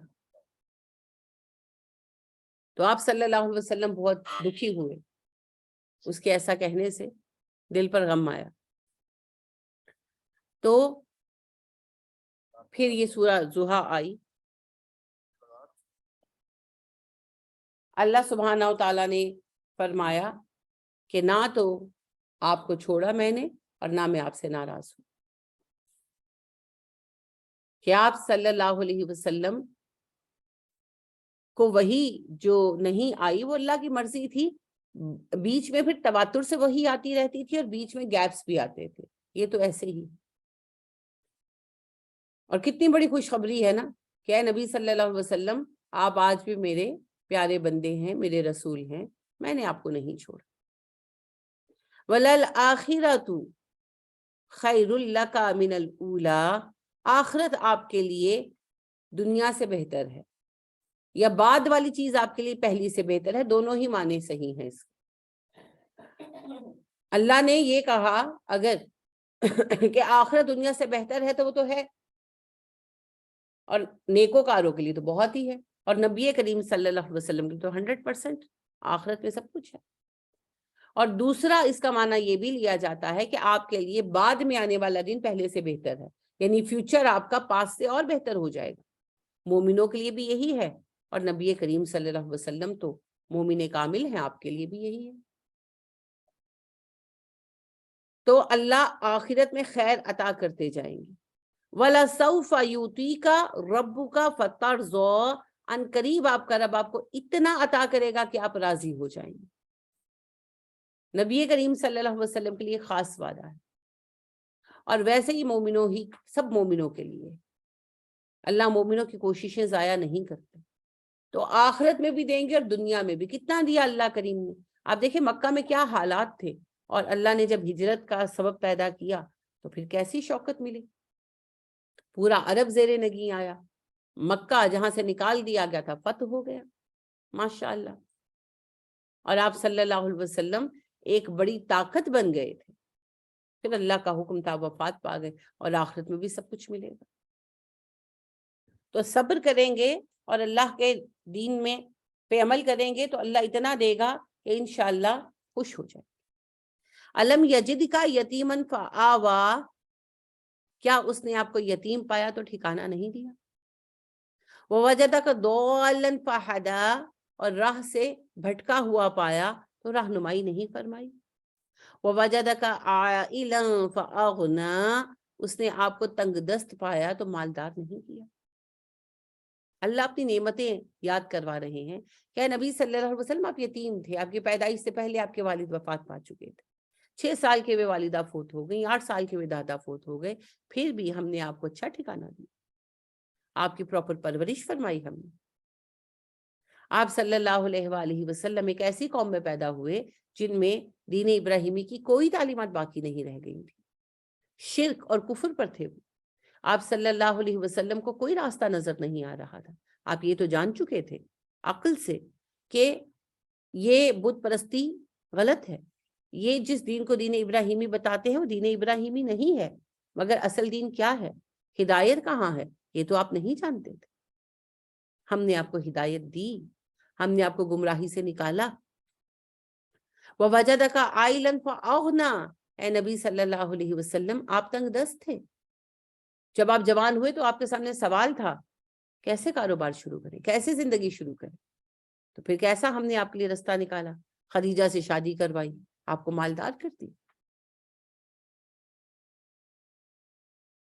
تو جس رب نے اب تک مصیبتوں میں رستہ نکالا ہے وہ آئندہ بھی نکالے گا۔ یہ ہمارے لیے بھی ہے جی۔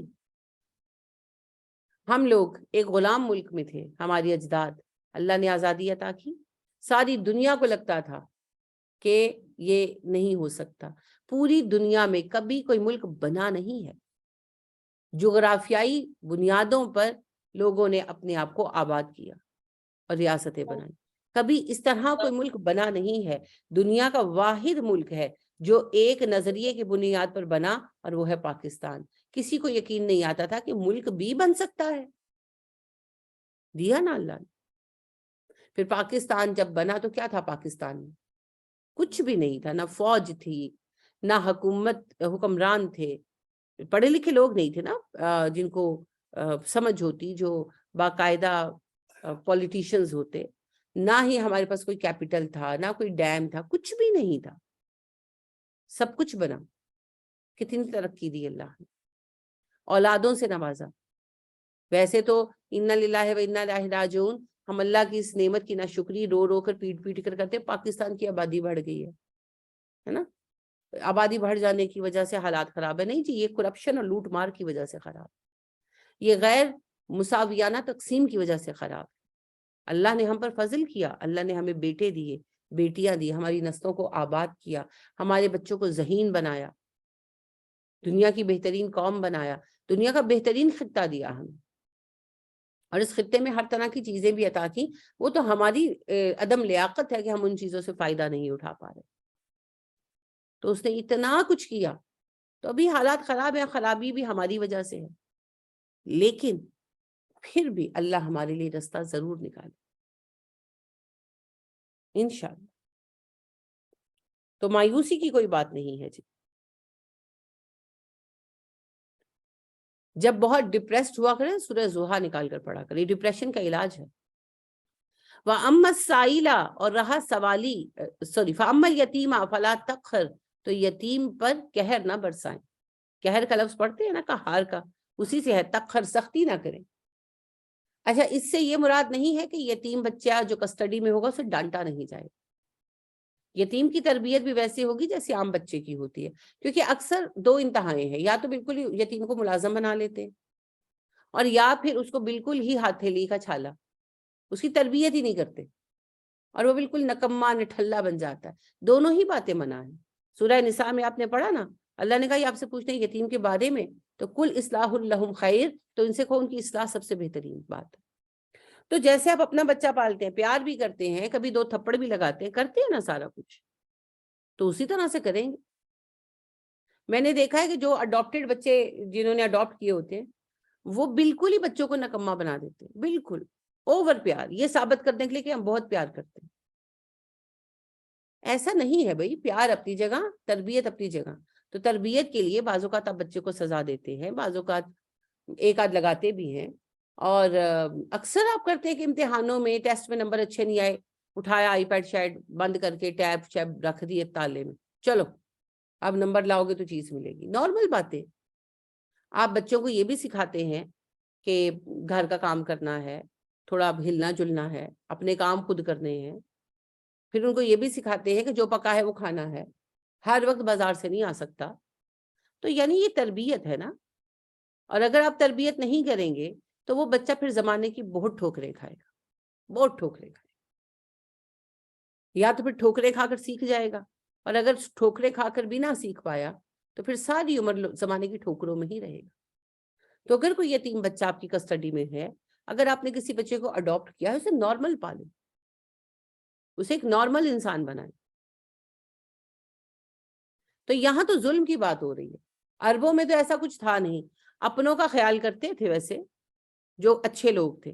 زیادہ تر یہ تھا کہ یتیم کوئی ہو گیا تو جائیداد ہڑپ لی اس کی اور اس کو نکال دیا۔ اب کیسے اس کو روکیں کہ بھئی کل کو یہ بڑا ہو کر ہم سے باپ کی جائیداد یا اپنا حق واپس نہ مانگے؟ پھر اس پر ظلم کرتے تھے نا، اس کو دبا کے رکھتے تھے تاکہ اس میں ڈر اتنا بیٹھ جائے تو کل کو بڑا ہو کر وہ چچاؤں سے تائیوں سے مطالبہ نہ کرے۔ ہاں، تو یہ اس سے روکا گیا۔ لہٰذا آپ یاد کریں کہ جب حبشہ کی ہجرت ہوئی ہے اور نجاشی نے بلوایا وفد کو مسلمانوں کے، جب قریش کا وفد آیا اور کہا کہ کیا تم لوگوں نے کیا ہے کہ تمہاری قوم تمہارے دشمن بن گئی، تو حضرت جعفر نے کھڑے ہو کر جو بات کہی، جو ڈیبیٹ دی، تو اس میں انہوں نے کہا کیا بادشاہ ہم جاہل تھے؟ بتوں کو پوجتے تھے، حرام کھاتے تھے، یتیموں کا مال ہڑپ لیتے تھے، بیواؤں کا مال ہڑپ لیتے تھے، یتیموں کی وراثت ادا نہیں کرتے تھے، ظالم طاقتور کمزور کو کھا جاتا تھا، ظالموں کا ہاتھ روکنے والا کوئی نہیں تھا، مظلوموں کی داد رسی کرنے والا کوئی نہیں تھا۔ اور تبھی ہمارے درمیان ایک نبی اٹھا۔ تو عام ان کا تھا یہ، یعنی کہ طریقہ، لوگ برا تو سمجھتے تھے، ایسا نہیں کہ برا نہیں سمجھتے تھے، مگر سارے ہی اسی پر چل رہے تھے نارملی۔ ہاں، جو پیار کرتے تھے وہ کرتے بھی تھے، جیسے کہ نبی کریم صلی اللہ علیہ وسلم کے دادا جو عبد المطلب ہے، مطلب ان کے چچا ہی تو تھے، تو ان کے جو والد تھے وہ سفر پر گئے شام، تو راستے میں جاتے ہوئے رکے مدینہ، ننیحال تھا نا ان لوگوں کا، تو وہاں رکے، تو وہاں آپ فیملی میں شادی کر لی، اور ان کی بیوی پریگننٹ تھی، وہ آگے چلے گئے۔ اب ظاہر اس دور میں کوئی فون تو ہوتے نہیں تھے، تو ان کو پتا نہیں تھا، فیملی کو پتا نہیں تھا، تو یہ تو چلے گئے سفر پر، اور وہیں پر جو ہے وہ فوت ہو گئے اور دفن ہو گئے۔ تو پیچھے بیٹا پیدا ہوا، اب گھر والوں نے، والدہ نے چھپایا کہ بیٹا پیدا ہوا، فیملی کو کا نام بتاؤ، ددیال والے لے جائیں گے۔ تو کچھ عرصہ تو نہیں پتا چلا، کئی سال بلکہ پتا نہیں چلا، پھر آخری کار پتا لگ گیا۔ تقریباً 10 یا 11 سال کے تھے عبد المطلب جو ہے، ان کا نام شیبہ تھا، آپ کے جو دادا ہیں نام شیبہ تھا۔ تو ان کے چچا یا تایا تھے مطلب، جن کو ایک بندے نے بتا دیا کہ تمہارا بھتیجا ہے، تمہارے بھائی نے فلاں فیملی میں شادی کر لی تھی، تو اس کے جانے کے بعد بیٹا ہوا، تو جو ہے انہوں نے چھپایا کہ تم لے نہ جاؤ۔ تو یہ بات سن کر وہ رکے ہی نہیں، کسی کو بتایا بھی نہیں، سیدھا سوار ہوئے اور گئے مدینہ، اور کہا میرے بھائی کا بچہ دے دو۔ اب وہ چھپانے کی حد تک تو تھا، لیکن ایسے نہیں تھے ان لوگوں میں معاملات کہ وہ نہ دیتے۔ تھوڑی بات چیت کی مگر وہ نہیں مانے، انہوں نے کہا نہیں، میرا بھائی نہیں رہا، اس کا ایک ہی بیٹا، تو میں تو نہیں چھوڑوں گی۔ تو لے کر آئے, تو جس حالت میں تھے اسی میں لے آئے ساتھ. تو کچھ تو یہ کہ ظاہر یتیمی تھی, اور کچھ یہ تھا کہ سفر تھا. تو وہ جب آئے تو مٹی میں اٹے ہوئے وغیرہ, تو لوگوں نے یہ سمجھا کہ شاید کہیں سے خرید کر لائے ہیں غلام. تو لوگوں نے کہا عبد المطلب, اب مطلب کا غلام. تو وہی کو نیت میں شروع ہو گئی. بعد میں پتا چلا یہ تو بھتیجے ہیں ان کے, تو ایسے بھی تھے.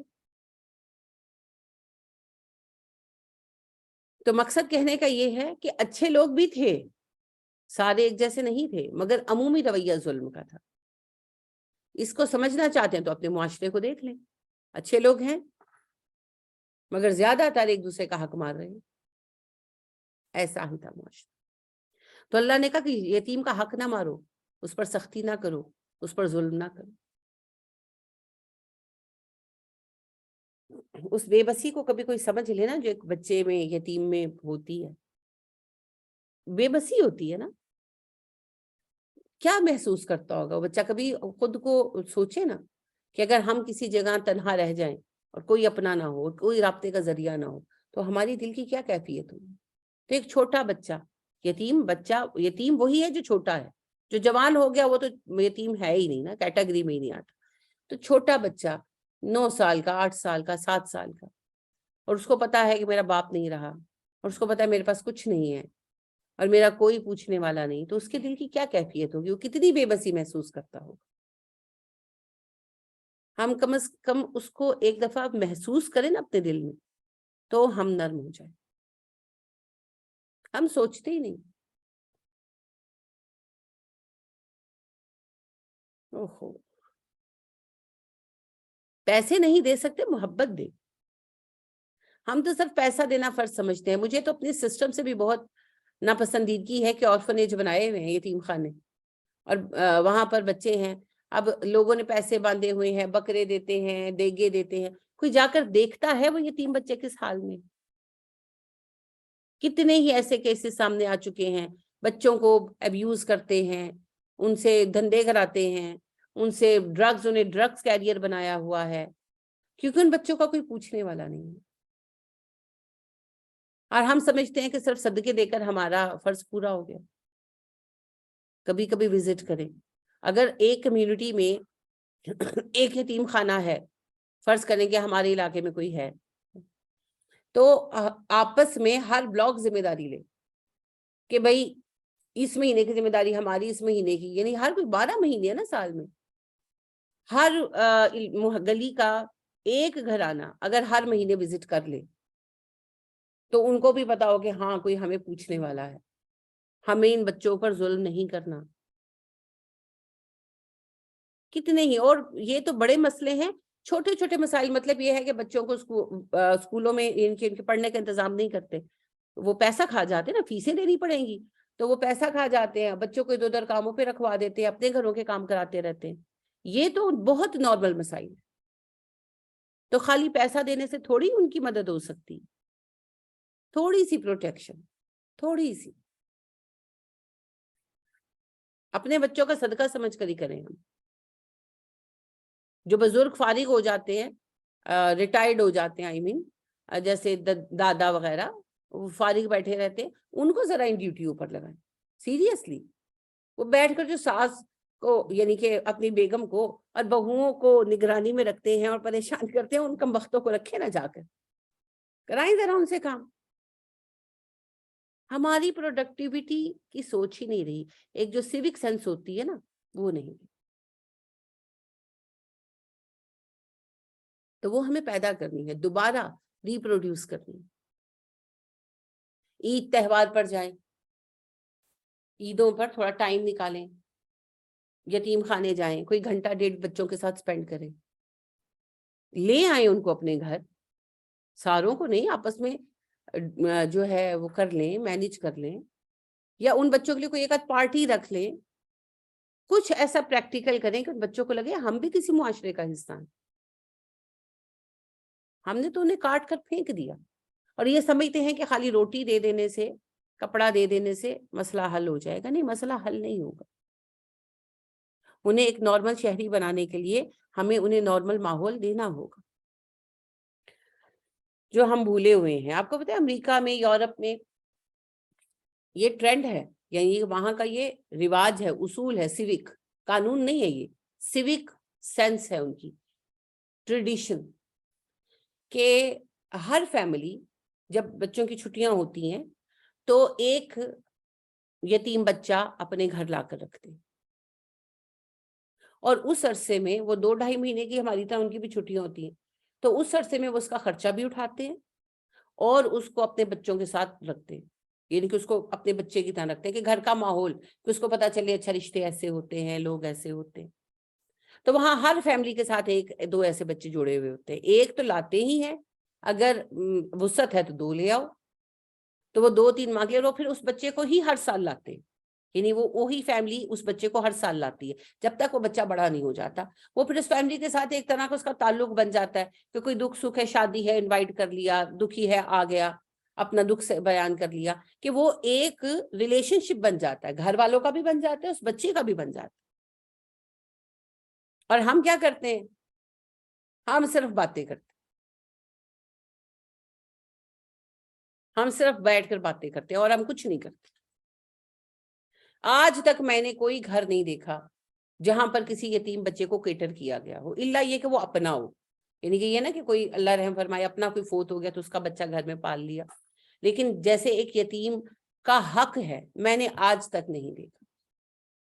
اور ایون میں اس کے لیے جب کوشش کرتی ہوں تو آج تک میرے ساتھ کوئی کھڑا بھی نہیں ہو، لیکن جیسے میں نے باقی کاموں کے لیے راستہ نکالا، میں اس کے لیے بھی نکال لوں گی انشاءاللہ۔ یہ میرا بہت شروع کا خواب ہے۔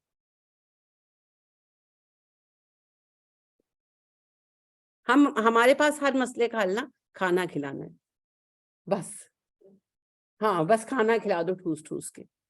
میرے سسر ابا اللہ جنت عطا فرمائے، یتیم خانہ ایک تھا، تو اس کے جو ہے نا وہ تھے، کیا ہوتے ہیں یہ ڈائریکٹرز کی باڈی ہوتی ہے، اس میں تھے، تو وہی بات ہے کہ بکروں پر بکرے آ رہے ہیں، اچھا ایک اور فریزر لینا ہے، 3 فریزر تھے، ایک اور فریزر لینا ہے، کیوں؟ اور بکرے آ گئے۔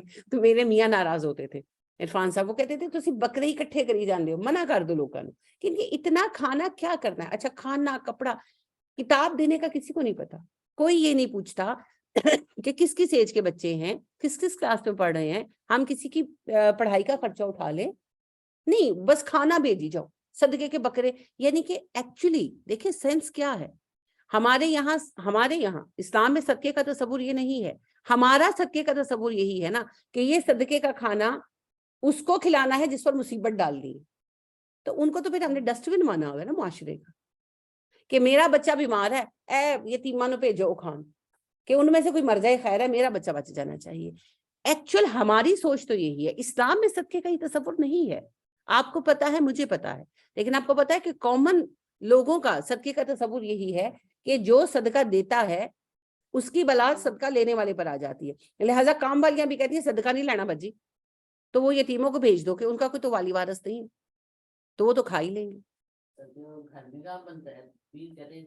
دے ہی دیں۔ وجہ کیا ہے؟ ہم کیا سمجھتے ہیں ان بچوں کو، اور کیا واقعی ہم خیر خواہی میں گوشت بھیج رہے ہیں؟ کچھ تو اللہ کا خوف کریں، اپنی بلائیں، اپنے ذہن میں بلائیں ہی بھیج رہے ہیں ان کی طرف۔ اگر ہم واقعی خیر خواہ ہوتے تو ہم فکر کرتے، ہم پوچھتے، ہم دیکھتے، کم از کم اتنا تو کرتے کہ ایک بچے کی کفالت اگر میں نے ذمہ لی ہے تو میں یہ تو دیکھتی کہ اس کو پڑھا رہے ہیں کہ نہیں، اس کو پہنا رہے ہیں کہ نہیں، بس پیسہ دے دیا اور بریو ذمہ۔ نکمے ہیں ہم لوگ، ہم اپنے بچوں کی پرورش نہیں کرنے کے لیے راضی، ہم نے یتیم کی پرورش کیا کرنی۔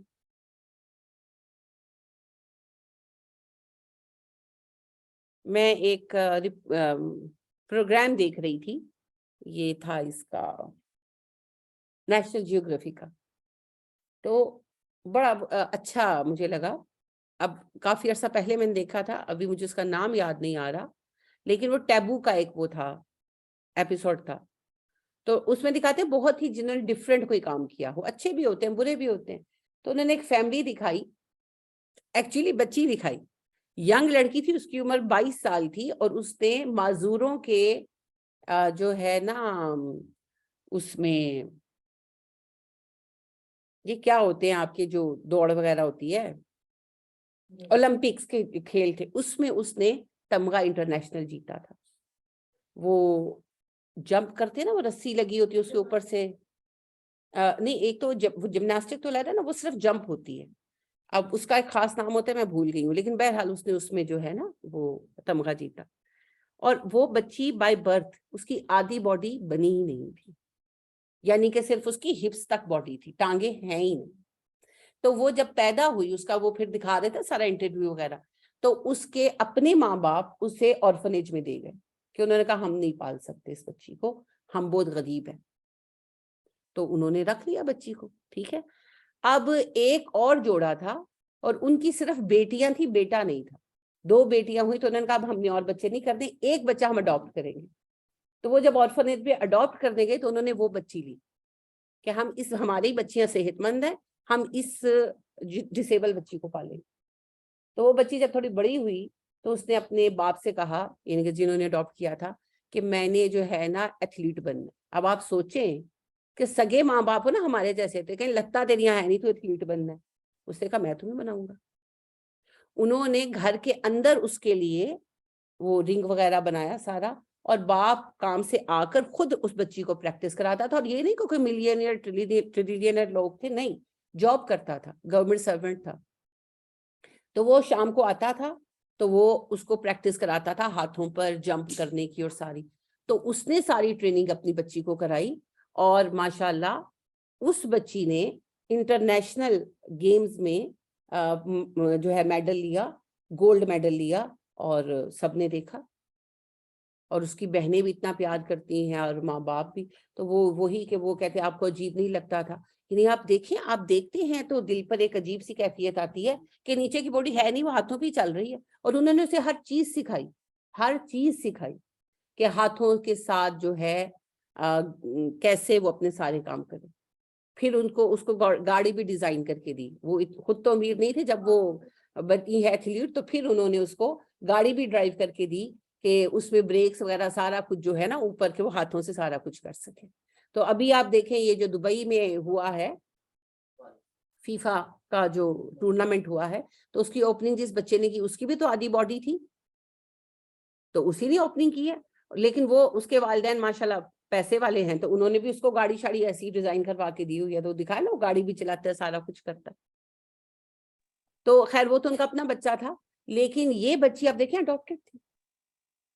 اور ہم لوگ تو فوراً ہی ہمت ہار جائیں, ہم تو اپنا بچہ نہ پال لیں اس طرح. تو دیکھیں اب ان کا کام تو بہت بڑا ہے, اور میں نے تو جب ان کا یہ دیکھا تو میں نے تو ان کے لیے یہی دعا کی کہ اللہ انہیں اسلام کی توفیق عطا کرے, کیونکہ اسلام کے بغیر کسی نیکی کی کوئی اہمیت نہیں ہے.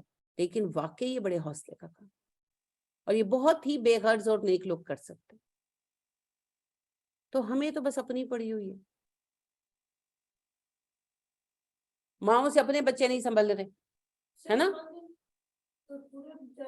نہیں, عام بچے کامن نارمل بچے ماؤں سے نہیں سنبھل رہے. ایک سے دوسرا بچہ ہو جاتا ہے تو مائیں بیٹھ کے رو رہی ہیں. اصل سبب کیا ہے؟ ماؤں کو بھی کام نہیں کرنا, یعنی وہ مدرہڈ نہیں ان کو چاہیے, ان کو ویلا پن چاہیے, بیٹھ کے ویڈیوز دیکھیں, گپے لڑائیں. ذرا سی زندگی مصروف ہوتی ہے تو رونا پڑ جاتا ہے کہ جی ہماری تو زندگی ختم ہو گئی, کوئی انٹرٹینمنٹ ہی نہیں ہے. دنیا میں انٹرٹینمنٹ کے لیے تھوڑی آئے ہو, دنیا میں کام کرنے کے لیے آئے. لیکن ہم وہ سبق ہی بھول گئے ہیں نا. ابھی پرسوں ایک بچی کی والدہ کا فون آیا ہوا تھا کہ اس کا ہر چیز میں انٹرسٹ ہی ختم ہو گیا ہے. کیا ہوا؟ میں نے کہا وہ پہلے اس کا بچہ ہے, ابھی وہ سال کا ہوگا نیکسٹ منتھ میں, تو انشاءاللہ اس سال کے اینڈ میں اس کا اگلا بیبی آ رہا ہے. تو وہ تو ایسے کہتی مجھے تو کوئی چیز دیکھنے کو دل نہیں کرتا. میں نے کہا اسے کوئی شکر ادا کرے. فیملی میں اسی فیملی میں میں نے کہا یہ 3 لوگ آپ کو پتا ہے کپلز ہیں جو عرصے سے ترس رہے ہیں اولاد کے لیے, اللہ نے ایک اولاد نہیں دی, تو شکر ادا کرے. اور مجھے تو واقعی حیرت ہوتی ہے, میں واقعتاً بینگ اے وومن مجھے حیرت ہوتی ہے کہ کوئی ماں اپنے بچے کے ہونے سے بیزار کیسے ہو سکتی ہے. مجھے یہ چیز سمجھ واقعی نہیں آتی, میرا ذہن اس چیز کو کیپچر نہیں کر پاتا. میری تو پوتیاں ہیں نا, تو ان میں میری سچ مچ میں جان ہے, سچ مچ میں جان. تو مجھے یہ سمجھ نہیں آتی کہ کس لیول تک ہم میٹیریلسٹک ہو گئے ہیں, ہم کس طرح کے افراد ہو گئے ہیں کہ ایک ماں تنگ پڑ جاتی اپنے بچوں سے. इन्ना लिल्लाहि व इन्ना इलैहि राजिऊन। कभी ये चीजें हम यूरोप अमेरिका के लिए पढ़ते थे और आज हम अपनों में देखते हैं।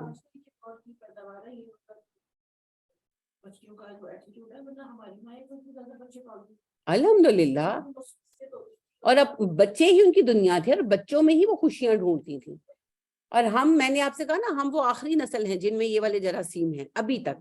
खैर हमारे नस्लों की खैर खत्म तो नहीं होगी, लेकिन फिलहाल जो है वो नेगेटिविटी जो है वो ज्यादा प्रीवेल करेगी। एक दफा जोर तो आएगा, फिर इंशाल्लाह जोर टूट भी जाएगा, लेकिन फिलहाल जो है वो मेरे मियाँ एक जुमला कहते हैं, बिल्कुल सही मुझे लगता है। वो कहते हैं माएँ तो बन जाती है, मदरहुड नहीं है इनमें, कि ममता नहीं है। शादी हो गई, बच्चा हो गया, तो वो अब कहती है अपने हस्बैंड को बस लाइफ खत्म हो गई, शादी पढ़ लिया, डिग्री ले ली, शादी हो गई, बच्चा हो गया, अब क्या है, लाइफ खत्म हो गई हमारी। मतलब कि अब हमारी जिंदगी क्या है, तो बच्चे की लाइफ शुरू होगी। तो बच्चे की जिंदगी को आगे तक लाना हमारा बहुत लाइफ नहीं, वो अब जिस ड्यूटी जो उम्मत मुस्लिमा की औरतों की ड्यूटी है, वो उस ड्यूटी को मानने को तैयार नहीं है ना, उन्हें कुछ और करना है। और यही सोच जो है वो प्रीवेल की जा रही है फिल्मों के जरिए, ड्रामों के जरिए। हालांकि माँ के कदमों तले ही जन्नत क्यों रखी गई, अब्बा जी बेचारे को क्यों नहीं ये मौका दिया गया, माँ का रुतबा बाप से 3 गुना क्यों बढ़ा दिया गया। हालांकि कमा के बेचारा वो लाता है, धक्के वो खाता है, खरी खोटी वो सुनता है। हाँ, घर आके हेल्प भी करते हैं डेफिनेटली, लेकिन उस सब के बावजूद माँ के लिए 3 गुना क्यों रुतबा रखा गया? क्योंकि माँ परवरिश करती, माँ बच्चे को एक बच्चे से एक मुकम्मल इंसान बनने के मरहलों में वक्त देती है, अपनी जिंदगी का एक बड़ा हिस्सा देती है।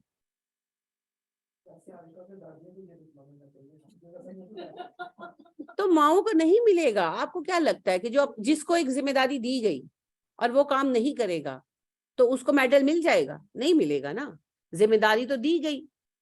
आप देखें, मुझे एक बात बताएं, जानवरों में भी माएँ हैं, सभी की माएँ होती हैं, हिरन की, बकरी की, गाय की। क्या उनके पैरों के नीचे भी जन्नत है? क्या उनका मर्तबा भी 3 गुना ज्यादा है? नहीं है ना। तो फिर हमें कौन से सुरखाब के पर लगे? गाय को तो अल्लाह ने बैल से 3 गुना ज्यादा रुतबा नहीं दिया। तो हमारे साथ क्या है मामला? हम तरबियत करते हैं, हम एक बच्चे को जो ना समझ है, हर तरह की नेगेटिविटी से, बेराह रवी से, तासुब से बचाकर एक मोमिन बनाते, दीन का कारकुन बनाते। तो अगर मैं ये काम नहीं कर रही तो फिर मैं मेडल के लायक थोड़ी हूँ, फिर मुझे तो सजा मिलनी है कि जिस जॉब पर मैंने तुम्हें खड़ा किया वो तो तुमने की नहीं पूरी। तो हाँ जी, तो औरत को, हर औरत को ये हिसाब देना पड़ेगा, एक शोहर की तरफ कि भाई उसकी अमानतों का क्या किया मामला, और दूसरा बच्चों का। अब्बा जी को भी देना पड़ेगा, लेकिन डेफिनेटली अम्मा जी को ज्यादा देना पड़ेगा। देखिए, अगर एक छोटी सी बात है, बच्चा फेल हो गया 9th के पेपरों में, सवाल किससे होगा? क्यों होगा? माँ से।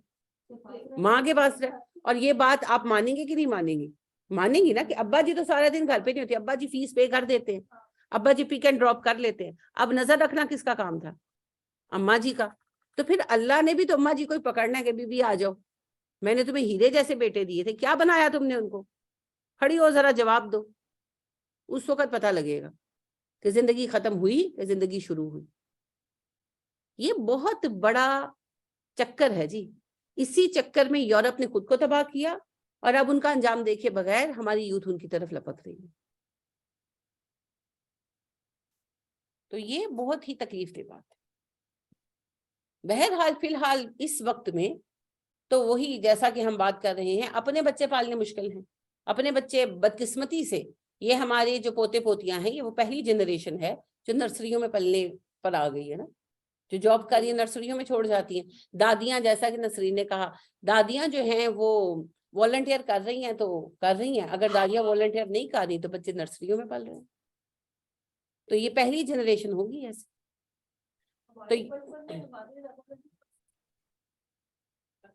तो مائیں جو موجود تھیں.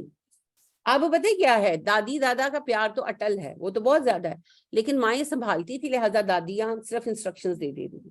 اب دادیاں کیا کریں جب مائیں سنبھالتی نہیں ہیں؟ پھر دادیوں سے دیکھا نہیں جاتا, پھر دادیاں کہتی ہیں اچھا دفعہ کرو, لڑائی پان تو چنگا میں بچے ہی سامنا. یہ فرق آ گیا.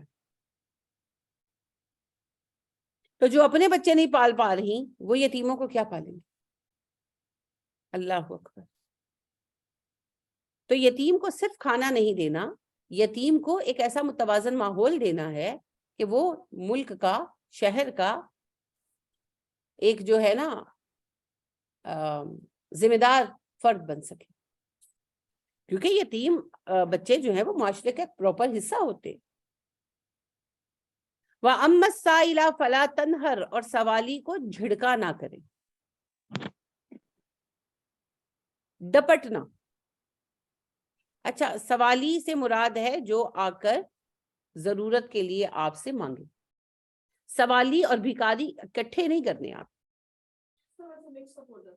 ہاں نہیں کرنا نا. سوالی وہ ہے جیسے فار ایگزامپل میری میڈ ہے, مجھے پتا ہے وہ نہیں مانگتی, اس کو کوئی ضرورت ہے, وہ آ کے کہتی ہے باجی میری چھاتے ٹپک دی, بارشاں ہونے لگی, میں تھوڑے پیسے دے دوں, میں سمٹ پوانا. اب ظاہر ہے کسی ٹائم بندہ دے پاتا ہے, کسی ٹائم نہیں, تو نہیں ہے تو بھائی نہیں ہے. اب اس نے کہا باجی نہیں کچھ کر دے, تو مجھے غصہ آ گیا. اب میں شروع ہو گئی کہ میرا درخت ہے, میں تو توڑ کے لیا نہیں آ, یہ غلط ہے. اگر میں نہیں بھی دے سکتی تو مجھے نرمی سے اسے سمجھانا چاہیے.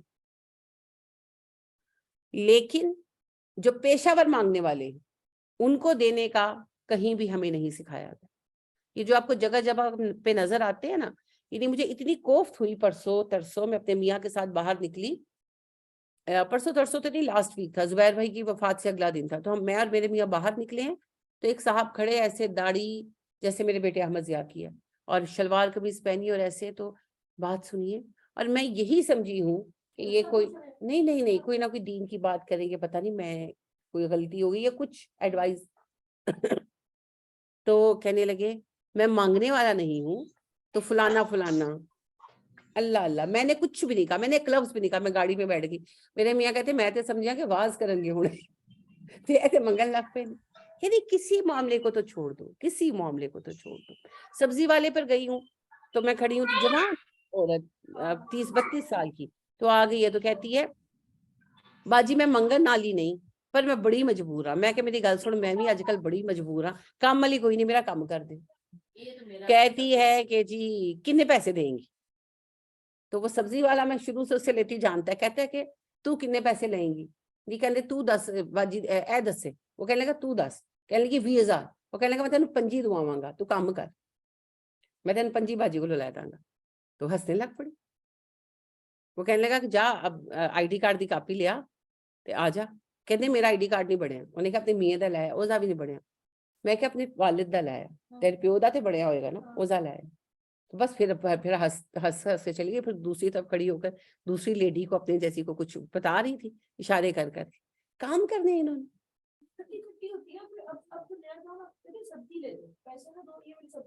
کبھی بھی نہ لے کر دیں, یہ ان کے پاس کھڑے ہو کر نہیں کہیں گے.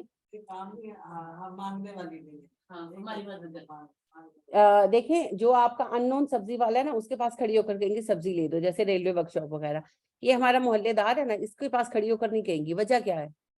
ریٹرن نہیں نہ کر سکتی. جی وہ سبزی والوں کے ساتھ پیکٹ ہوتا ہے, وہ واپس لے کر ان کو جو ہے نا آدھے پیسے دے دیتے ہیں. یہ سارے ان لوگوں کی ملی بھگت ہے, سارے ان کے ملی بھگت ہے. میڈیسنز تک پہ یہ ہوتا ہے. مجھے خود بچے نے بتایا جس کا میڈیکل سٹور ہے, تو یعنی کہ اس نے بتایا کہ یہ آتی ہیں کہ جی یعنی آپ کھڑے ہیں, آپ کے ہم جی مانگنے والے نہیں, پیسے نہیں میڈیسن لے دیں. اب کوئی بھی بندہ ہوگا, ایون میں ہوں گی, میں لے دوں گی, کبھی میڈیسن مانگ رہے ہیں. اب میڈیسن لے دی, اب وہ چلے گئے, میڈیسن واپس کی, تو وہ انہوں نے کیا ہوتا ہے 40 اور 60% کا, تو 40% کاٹ کر باقی پیسے دے دیتے. اب کل کو مجھے آ کر کوئی مانگے گا تو میرا تو دل نہیں کرے گا لے کر دینے کو, اور اگر وہ سچ مچ ضرورت مند ہو تو. یہ اتنے ظالم لوگ ہیں. عرب کی ایک حکایت ہے, عربوں میں حکایتیں بڑی اچھی چلتی ہیں نصیحت کی. تو ایک حکایت ہے کہ ایک شیخ تھا اور سردار تھا قبیلے کا, اور بڑا بہادر اور مشہور. تو وہ اپنے گھوڑے پر نکلا ہوا تھا, تو صحرا میں اس نے آواز سنی, صحرا میں دور اندر نکل کے اس نے ایک آواز سنی, تو اس نے دیکھا کہ ایک بندہ جو ہے نا وہ ریت میں دبا پڑا ہے. تو گھوڑے سے اترا, اس نے اس بندے کو نکالا, منہ شو جھاڑا, تو اس نے پانی پلایا. تو وہ بندہ کہنے لگا کہ جی میں فلانا فلانا بندہ ہوں اور میں طوفان میں پھنس گیا تھا. اب صحراؤں میں طوفان آتے ہیں, ریت کے نارمل بات ہے. تو وہ جو کہنے لگا عرب سردار کہ مجھے بتاؤ میں تمہیں کیسے ہیلپ کر سکتا ہوں. کہنے لگا کہ میرا تو اونٹ بھاگ گیا, سارا سامان بھی اس پہ چلا گیا, تو مجھے مہربانی کر کے آبادی تک پہنچا دو تو میں اپنے لیے کچھ کر لوں گا.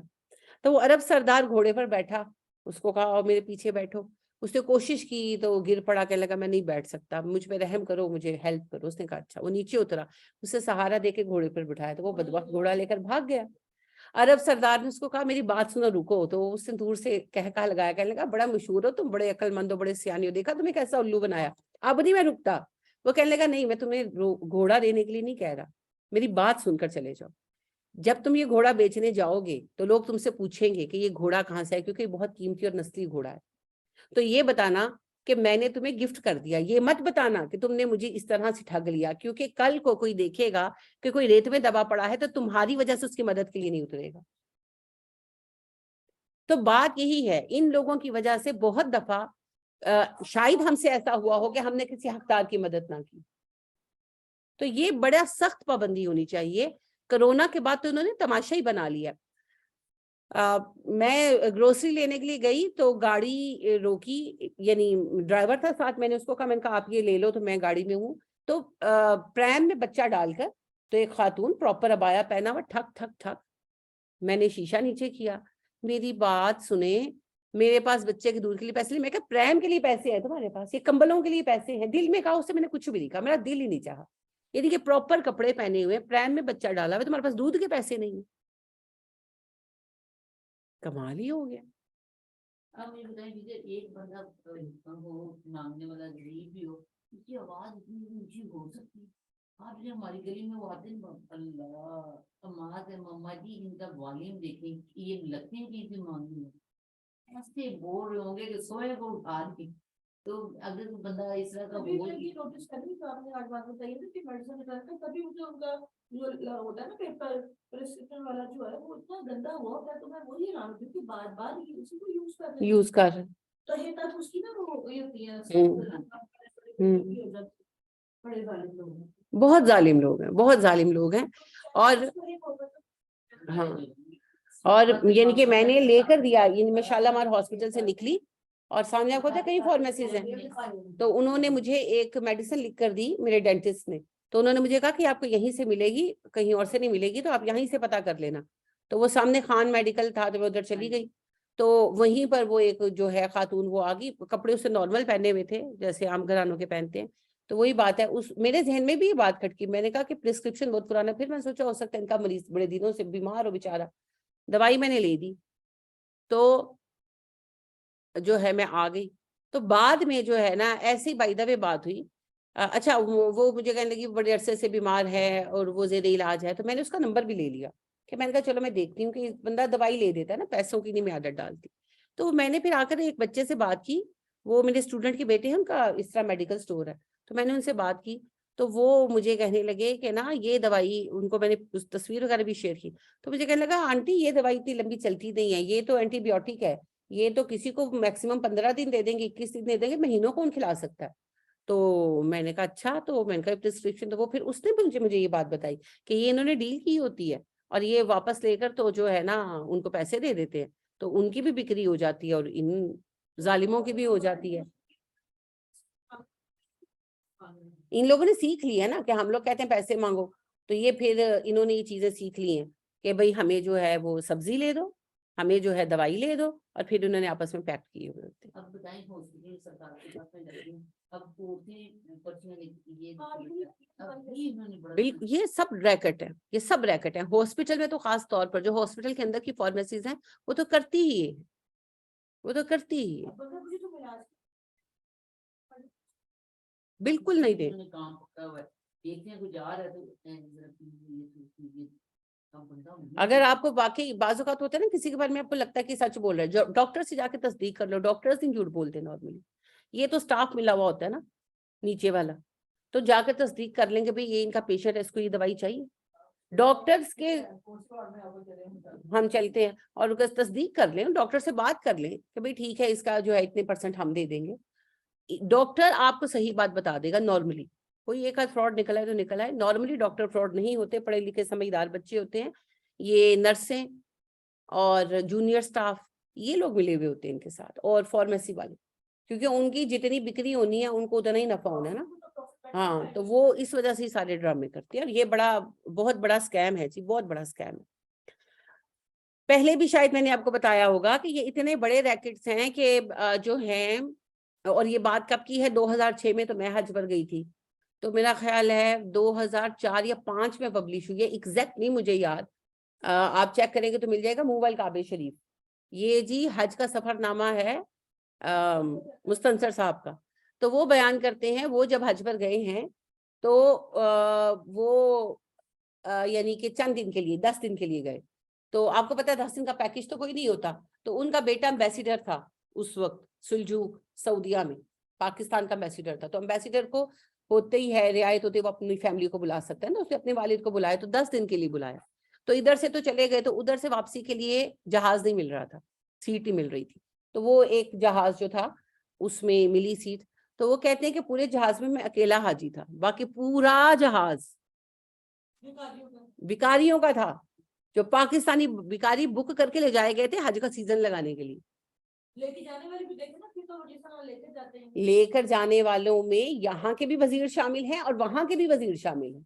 ऐसे थोड़ी इतना बड़ा स्कैम चल सकता है, इतना बड़ा रैकेट चल सकता है जब तक हुकूमती अफराद ना शामिल हो। वीजे उनके इशू करना, सारा कुछ करना, भिखारियों ने पैसे देकर तो कराना नहीं है, सारा कुछ करना। और फिर आप सोचे वो कितना कमाते हैं वहां पर। और फिर उन्होंने कहा कि उन्होंने बातें की ना भिखारियों से पूछा, तो उन्होंने कहा कि जी मदीना में मिला हुआ है, मक्का बंगालियों को मिला हुआ है।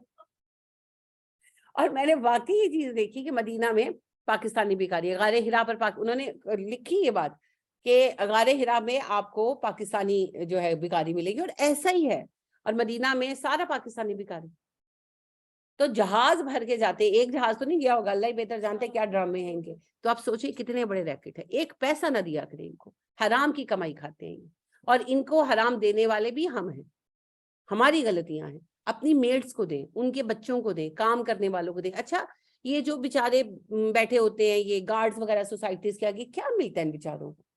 उस दिन जैसे खफसा ने मुझसे बात की कि जाओ हॉस्पिटल में तो जो हाकरूब वगैरह है वो पैसे मांग लेते हैं, तो मैंने कहा मैं मानती हूँ उन्हें नहीं मांगने चाहिए, लेकिन एक बात पता है क्या है, सदका दे दिया आपने, वजह क्या है, वो काम करते हैं और उनकी तनख्वाहें बहुत कम, उनका गुजारा नहीं होता, तो मेहनत तो कर रहे हैं ना, चलो आप उनको थोड़े से पैसे दे देंगे सदके की मद में तो चलेगा। ये तो यानी कि हराम खा रहे हैं, ये तो हराम खा रहे हैं।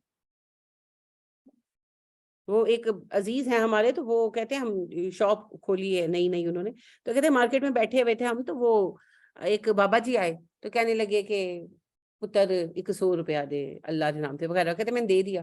अच्छा, कहते वो उत्तर दूसरी दुकान पर गए, सबसे 100 रुपया, तो कहते 6 दुकानों से उन्होंने 600 रुपये इकट्ठा कर लिया। कहते हैं हम सुबह 9 बजे दुकान खोलते 12 बज गए थे। कहते मैंने लड़के से पूछा कि अभी तक कितने पैसे हुए, कहता 350 रुपया। कहते उन्हें क्या 100 रुपया कमा ले 600 रुपया कमा ले। यानी अस्तगफिरुल्लाह रब्बी, हम लोगों ने इन लोगों को बिल्कुल ही बेखौफ कर दिया है, और बहुत ज्यादा लोग कोरोना के बाद इसमें आ गए हैं। तो ये भिखारी यहाँ शामिल नहीं है, यहाँ मुराद वो बंदा है जो मजबूर है और आपसे आकर अपनी जरूरत बयान कर रहा है कि मेरी ये जरूरत पूरी कर दें। अगर कर सकते हैं तो कर दें, नहीं कर सकते तो डांटे मत, प्यार से समझा, ये मुराद है बस। और ये जो एक बहुत ज्यादा सुनाई जाती है ना हदीस कहकर रिवायत कि नबी अकरम सल्लल्लाहु अलैहि वसल्लम ने कहा कि तुम्हारे दरवाजे पर घोड़े पर सवार होकर सवाली आए तो इनकार ना करो, ऐसी कोई रिवायत नहीं है, ऐसी कोई हदीस नहीं। नबी अकरम सल्लल्लाहु अलैहि वसल्लम इनकार कर देते थे। ये भी जो है ना कि नबी सल्लल्लाहु अलैहि वसल्लम किसी को ना नहीं कहते थे, नहीं कहते थे। लिहाजा एक बार आप सल्लल्लाहु अलैहि वसल्लम एक गज़वे से लौटे तो रास्ते में ना देहातियों ने रोक लिया कि उनको पता था आप गज़वे से आ रहे हैं, तो हमें भी दें, हमें भी दें, हमें भी दें। तो इतना प्रेशर बढ़ा कि यानी आप मजमे के प्रेशर में पीछे होते गए फिजिकली, और आप सल्लल्लाहु अलैहि वसल्लम बिल्कुल ही पीछे हो गए, और आपकी चादर भी झाड़ियों में टक्कर गिर गई। तो आपने कहा लोगों अगर मेरे पास माल होता तो मैं तुम लोगों को जरूर देता, पीछे हो जाओ और मेरी चादर मुझे दे दो। اسی طرح صلی اللہ علیہ وسلم کے پاس ایک صحابی آئے, کہنے لگے اللہ کے نبی میں نکاح کر رہا ہوں تو مہر جو ہے اتنا اتنا طے ہوا, مقدار نہیں لکھی لیکن لکھا اتنا اتنا طے ہوا, تو میرے پاس پیسے نہیں تو مجھے ہیلپ کریں. تو آپ کو غصہ آ گیا, معاذ کہتے ہیں آپ کو غصہ آ گیا, اور آپ نے کہا تم تو مجھ سے ایسے ڈیمانڈ کر رہے ہو جیسے احد پہاڑ سونے کا ہے, میں جاتا ہوں سونا کھود کر لے کر آتا, جاؤ اگر میرے پاس پیسے ہوں گے تو دے دوں. اسی لیے شادیوں پر جب لوگ آ کے کہتے ہیں نا کہ ایسی ایسی چیز دے دیں, تو میں کہتی ہوں سادگی سے شادی کرو. یہ کیا مطلب ہے, نہیں حیثیت ہے تو کیوں حد سے زیادہ پیر پھیلا رہے؟ جس کام کے لیے مجبوری ہے. اور بندے بھی آنے لگے کہ میری اتنی بیٹیاں, میں نے شادی کرنی ہے, شادی کے لیے پیسے دے دیں ضرورت کے مطابق. بس جیسے ابھی ایک خاتون پچھلے دنوں میرے پاس کچھ ماہ پہلے, آپا کو یاد ہوگا, ایک صاحب آ گئے اور کہنے لگے کہ جی بیٹی کی شادی ہے تو کھانا دے دیں. یہ موڑ پر کپڑے بیچتے ہیں پرانے, وہ آ گئے تو کتنے لوگوں کا کھانا اچھا, میرے میاں فوراً پگھل گئے, کڑی دا ویاہ ہے, کڑی دا. میں نے کہا اچھا کتنے لوگوں کا کھانا؟ کہنے لگے 200 لوگ. میں نے کہا 200 تو ہم نہیں بلاتے اپنے بچوں کی شادیوں پر, آپ نہیں کیوں 200 بلانے؟ کوئی 30-40 لوگ ہوں تو میں کچھ کر بھی دوں. تو نہیں باجی یعنی کہ لوگ تو 200 ہوں گے, 100 ہمارے 100 جو ہے وہ لڑکے والوں کے. میں نے کہا نہیں جی میری تو اتنی پوری, اچھا جتنی کہتے جتنی کی حیثیت ہے اتنے پیسے دے دیں. میں نے کہا جہاں سے آپ 150 کا ارینج کریں گے وہاں سے 50 کا بھی کر لیں, میں نے نہیں ہیلپ کرنی.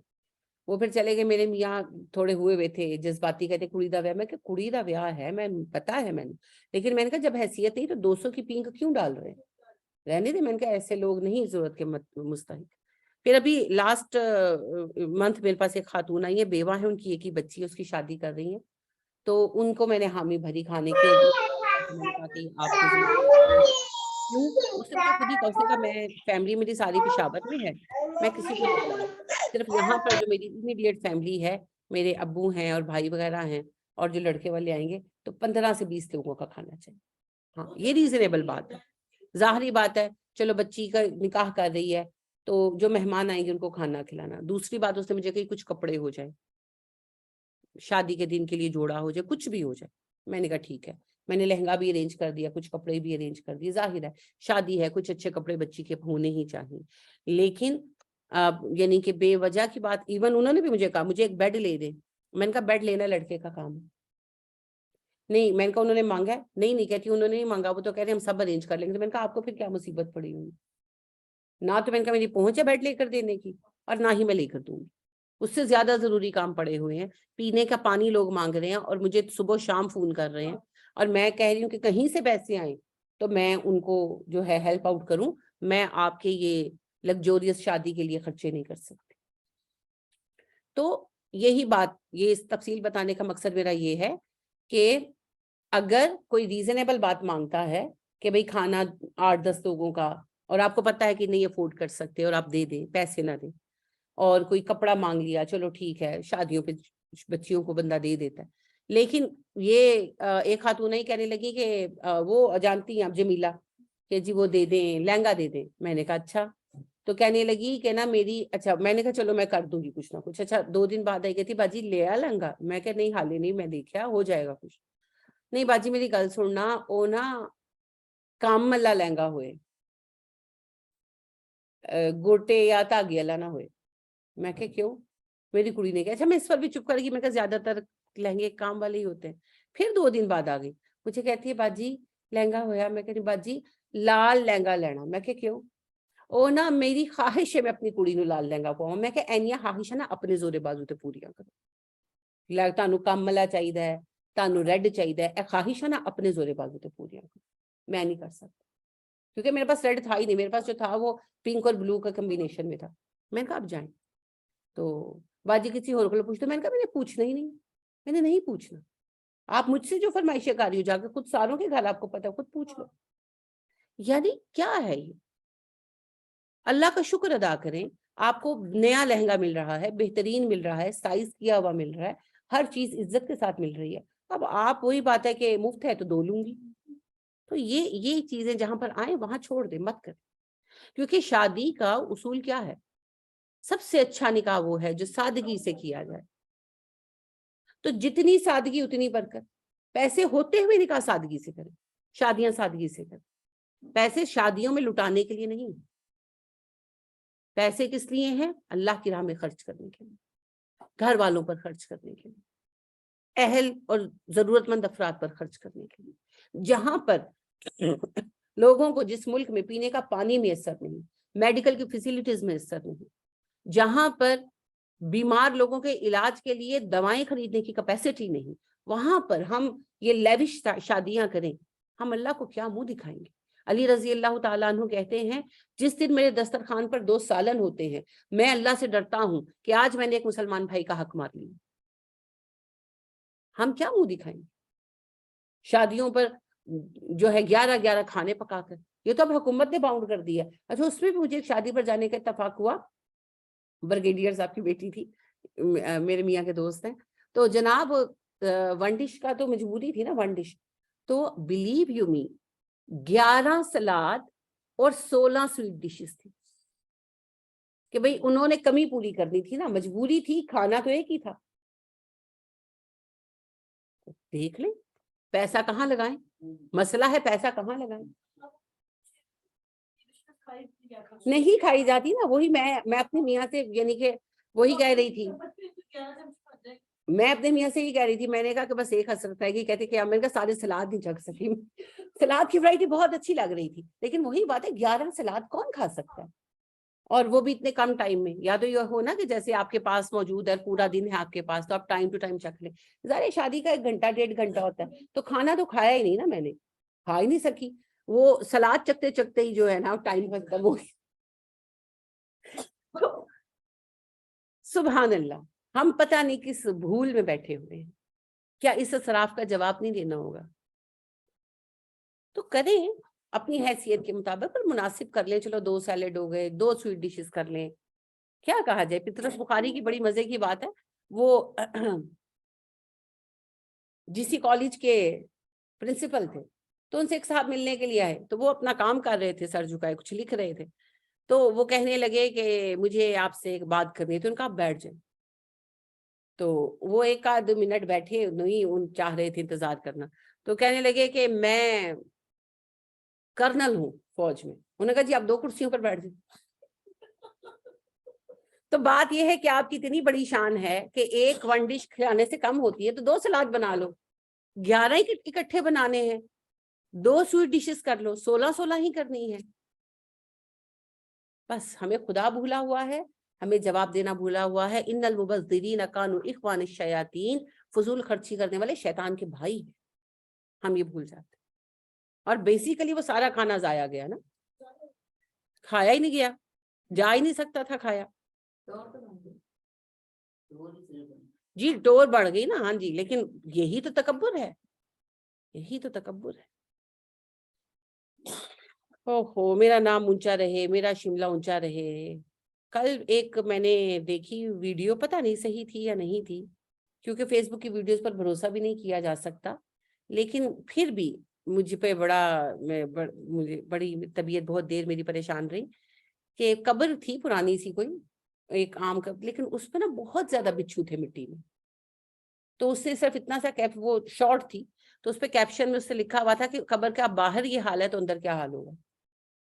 لیکن آئی تھنک سو کہ وہ ریئل تھی، باقی اللہ بہتر جانتا ہے. لیکن وہ میرا اتنا دل پریشان ہوا کہ جانا تو مٹی میں ہی ہے، اور مٹی میں کتنے کیڑے ہیں، اور گھر میں ایک کیڑا آ جائے تو کتنی پریشانی ہوتی ہے. مچھروں کی خاطر، چیونٹیوں کی خاطر، ایک چوہا آ جائے تو کتنی دوڑ لگتی ہے. تو اسی مٹی میں ہم نے جانا ہے نا، اسی میں ہم نے ختم ہونا ہے. تو کیا ہوگا؟ اب تو گھبرا کے کہتے ہیں کہ مر جائیں گے، مر کے بھی چین نہ پایا تو کدھر جائیں گے. تو یہ جو اسراف ہے یہ کس طرح سے اللہ معاف کریں گے جبکہ امت اس حالات سے گزر رہی ہے. انا للہ و انا الیہ راجعون. تو اللہ معاف فرما دے. سوالی کو اگر دے نہیں سکتے تو نرمی سے منع کرتے. بیکاریوں کو بھی بے شک ڈانٹے مت، مگر دے مت. میں بھی نہیں ڈانٹتی، اور اگر آپ کو کسی جگہ لگے کہ بہت مجبور ہو جائیں گے تو اپنے بیگ میں نا کینڈیز وغیرہ رکھا کریں. یعنی بعض اوقات ہوتے ہیں نا کوئی بہت ہی ایموشنل بات اللہ کے نام پر.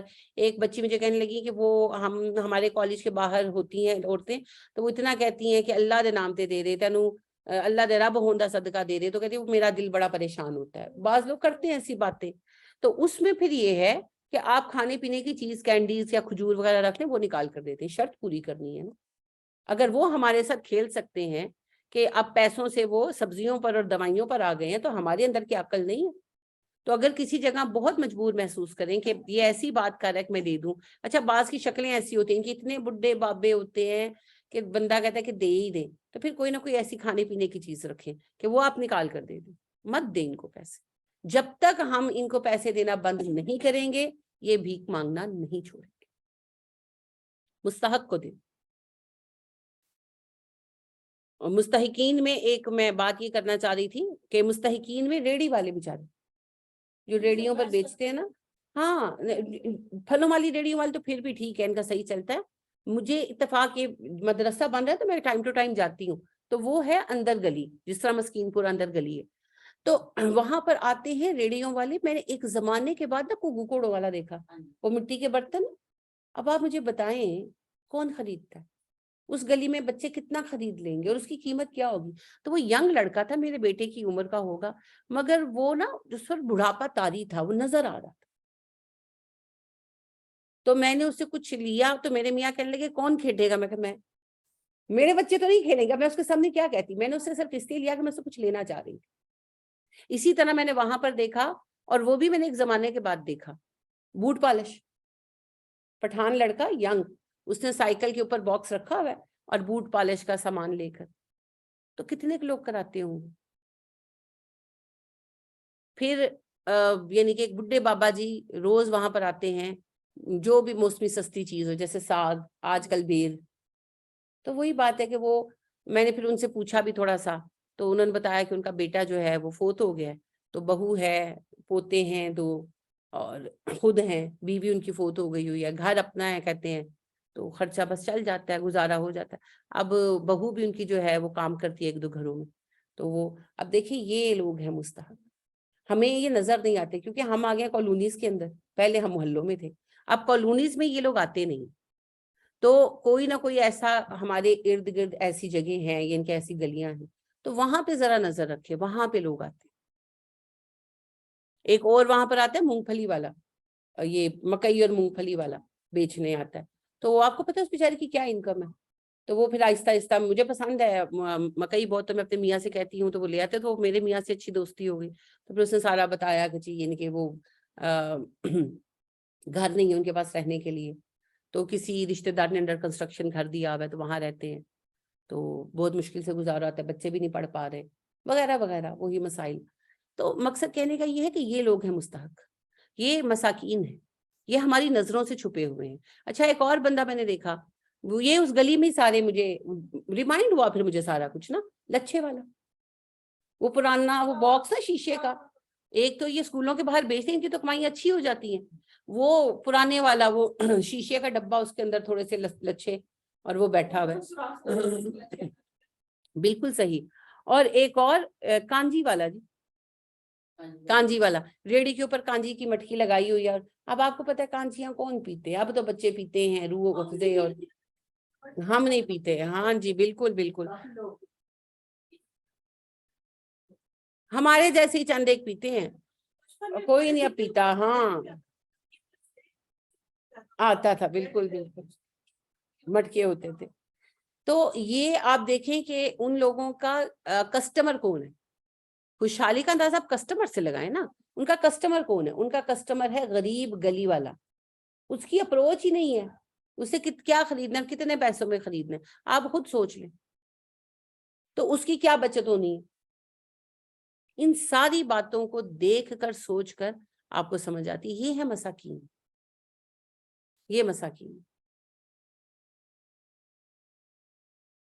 तो इन तक पहुंचने के लिए हमें उन आबादियों से जुड़े रहना पड़ेगा। इसीलिए तो नबी करीम सल्लल्लाहु अलैहि वसल्लम ने हमें ये कहा, अपने मसाकीन रिश्तेदारों के पास जाकर रहा करो, कि फिर जरा पता चलता है ना कि जिंदगी कितनी मुश्किल है। हमारी आबादियों में जो सब कुछ, हमारे तो जो जाहिर है वेंडर्स भी आते हैं, हमारे पास वेंडर आएगा वॉल्स आइसक्रीम वाला, सीधी सी बात है, क्योंकि यहाँ बच्चों ने लेनी हुआ है, कुल्फी देख के उन्होंने लेनी कोई नहीं है। हमारे यहाँ सब्जी भी बेचने आएगा, तो वो जिसने रेडी बनाई हुई है, स्पीकर लगाया हुआ है, महंगी सब्जियां शहजादियों की तरह रखी हुई हैं, موسم کی وہ آئے گا.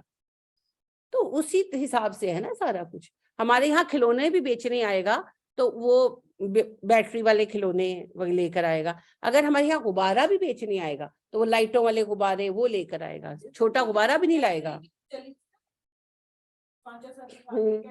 کیڈبری بیچنے آئے گا, بالکل صحیح کہا آپ نے.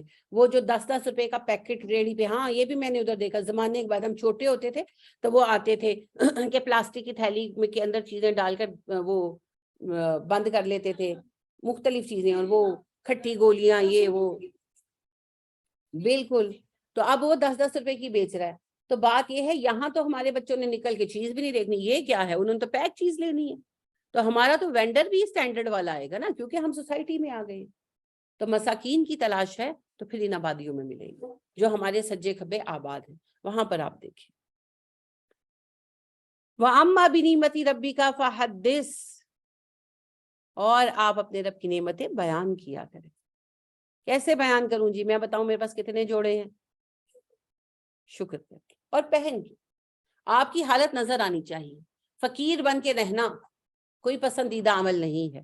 نبی کریم صلی اللہ علیہ وسلم کے بارے میں ایگزیجریشن بہت کرتے ہیں ہمارے لوگ. نبی کریم صلی اللہ علیہ وسلم پیوند لگے کپڑے پہنتے تھے. ایک صاحب کا تو بیان میں نے سنا, وہ کہہ رہے تھے پیوند لگا کپڑا پہننا بھی سنت ہے. نہیں جی, سنت بالکل نہیں ہے, مجبوری ہے. مجبوری ہے. جب نہیں تھا صرف تب پہن. مکہ میں کبھی آپ نے سنا کہ نبی کریم صلی اللہ علیہ وسلم نے مکہ کی زندگی میں کبھی پیوند لگا کپڑا پہنا ہو؟ نہیں, کیونکہ مناسب حالات تھے.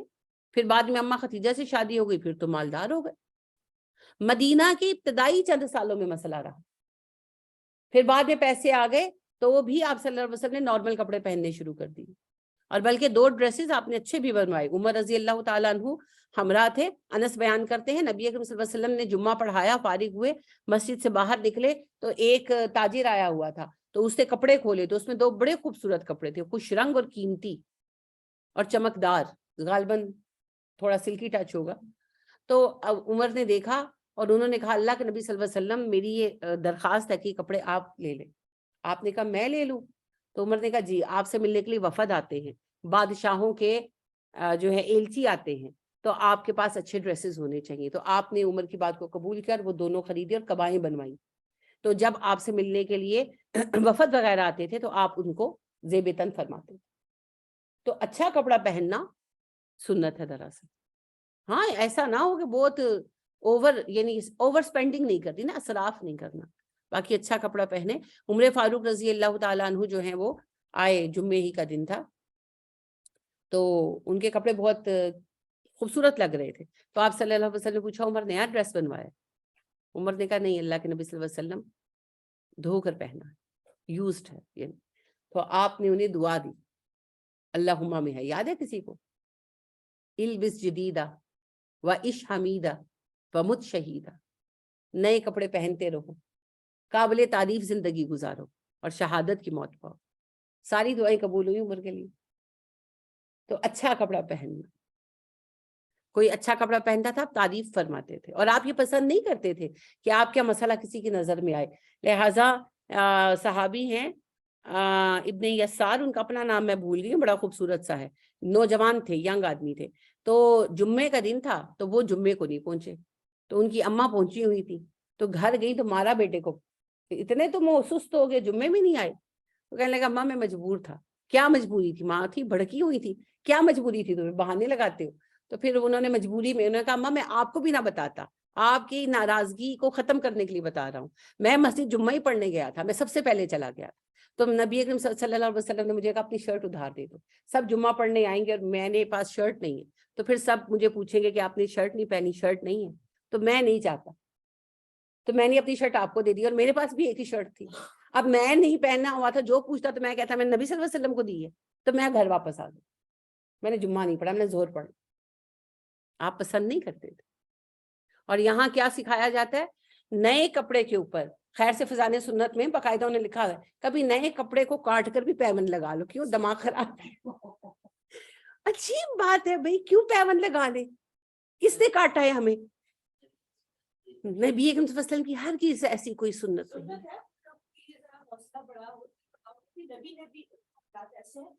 اگر آپ کے حالات ایسے ہیں, ہاں کوئی بات صبر, سنت صبر کرنا, سنت پیوند والے کپڑے پہننا نہیں ہے.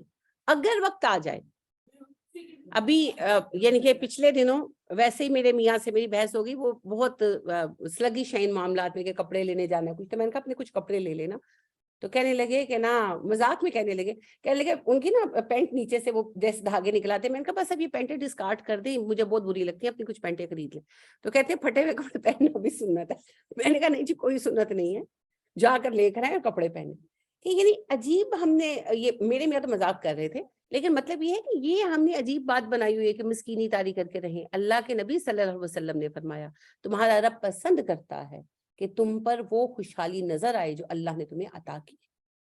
ایک اور حدیث کے الفاظ ہیں, اللہ پسند فرماتے ہیں کہ اللہ کے فضل کے آثار تم پر نظر آئیں. ایک حدیث میں آپ فرماتے ہیں اللہ غضبناک ہوتے ہیں جس پر اللہ نے فضل کر رکھا وہ برا حال بنا کر پھرے. تو اللہ کہتے ہیں لوگوں کو کیا میری شکایتیں دکھانا چاہتا کہ دیا ہے پھر ایسے پھر رہا ہے. یعنی آپ ایک کامن سینس کی بات سوچیں کہ شوہر بیوی کو ہر چیز لا کر دے, اور بیوی جو ہے وہ سر جھاڑ منہ پہاڑ پھرے, تو شوہر کوشچن نہیں کرے گا تو کی کرنا چاہنی ہے, تو ثابت کی کرنا چاہنی ہے. آپ ماں ہیں, آپ بچی کو ہر چیز لا کر دے, بچہ یا بچی, اور 4 مہمانوں میں وہ اڑنگ بڑنگ پھرے, تو آپ اس کو نہیں پوچھیں گے کہ تم کیا کرنا چاہتی ہو, کس لیے بھری ہوئی ہے. بالکل. تو اللہ جب ہمیں دیں اور ہم وہ نہ آگے یوز کریں اور ہم اپنا برا حال بنا کر پھریں, تو اللہ کو غضب نہیں آئے گا کہ کیا چاہتا ہے یہ بندہ, کیا تماشا لگایا ہوا ہے. تو اچھی حالت میں رہنا اللہ کو قطعی ناپسند نہیں ہے, اللہ پسند فرماتے ہیں. ہاں اسراف نہیں ہونا چاہیے, بس چھوٹا سا پیمانہ, اسراف نہ کریں. تو اللہ کی نعمتوں کو ظاہر کریں, اچھا کھانا کھائیں, اچھا کپڑا پہنیں, خوش رہیں, بچوں کی قدر کریں, بچوں سے پیار کریں, بس اسراف نہ کریں, اللہ کی نافرمانی نہ کریں. بار بار اللہ نے کہا نا کلو وشربو من الطیبات ما رزقناکم ولا تسرفوا, جو میں نے تمہیں دیا پاکیزہ حلال کھاؤ پیو, بس اسراف نہ کرو. ایک اور جگہ پر فرمایا ولا تعثوا فی الارض مفسدین, زمین میں فسادی بند کرنا ہو, تو خرابی نہ کریں, کھائیں پیئیں, خوش رہیں, کوئی پابندی نہیں. تو اللہ ہمیں اس بات کی توفیق عطا کرے, آمین ثم آمین. کوئی سوال یا کوئی بات جو آپ کہنا چاہیں؟ ابھی بھی میرے ذہن میں 3-4 باتیں ہیں جو میں نے سکپ کر دی ہیں, چھوڑ دی ہیں, اور اس پر یہ کہ ایک دن میں 2 صورتیں ہو سکے, نہیں ہو سکتی. ایک نا اردو ادب کی ٹرم ہے سہل ممتنے. سہل کہتے ہیں آسان کو, ممتنے کہتے ہیں جس میں بہت زیادہ گہرائی ہو, ڈیپتھ ہو. تو سہل ممتنے ایسا آسان جملہ یا بات جس کی گہرائی بہت ہو, بیان کرنا مشکل ہو. تو اس کی مثال ہے غالب کا شعر, بہت سارے اشعار ہیں لیکن ایک سنا رہی ہوں, ابن مریم ہوا کرے کوئی, میرے دکھ کی دوا کرے کوئی. صاف سمجھ آ رہا ہے نا, مگر جب اس کی وضاحت لکھنے بیٹھے نا تو طوطے اڑ جاتے ہیں کہ کیسے بیان کریں جو وہ کہنا چاہ رہا ہے, کیسے بیان کریں. بالکل اسی طرح یہ جو صورتیں ہیں نا, یہ سہل ممتنے ہیں, یہ بہت آسان ہے مگر ان کی ڈیپتھ اتنی ہے کہ میں جب بھی پڑھاتی ہوں مجھے لگتا ہے ابھی بھی کسر باقی. تو ان کو ایک دن میں 2 پڑھاؤں گی تو وہ ہو ہی نہیں سکے. یا تو بی مائی گیسٹ, پورا دن رہے میرے پاس, چائے پی کر پھر کلاس لیں, کھانا کھا کر پھر کلاس لیں, چائے پی کر پھر کلاس لیں, پھر رات کو گھر جائیں. یہ نہیں ہو سکتا تو پھر کوئی بات نہیں, ہم رمضان کے بعد قرآن ختم کر لیں گے. جی میں وہی کہہ رہی ہوں کہ اس کے رمضان کے بعد کر لیں گے. ظلم کیوں کریں ہم خود پر, اللہ رب کریم آسانی عطا فرمائے. السلام علیکم ورحمۃ اللہ وبرکاتہ. سبحانک اللہم و بحمدک ونشہد ان لا الہ الا انت ونستغفرک ونتوب الیک. جب ہم نے رمضان کے بعد ختم کرنے کا ڈیسائیڈ کر لیا ہے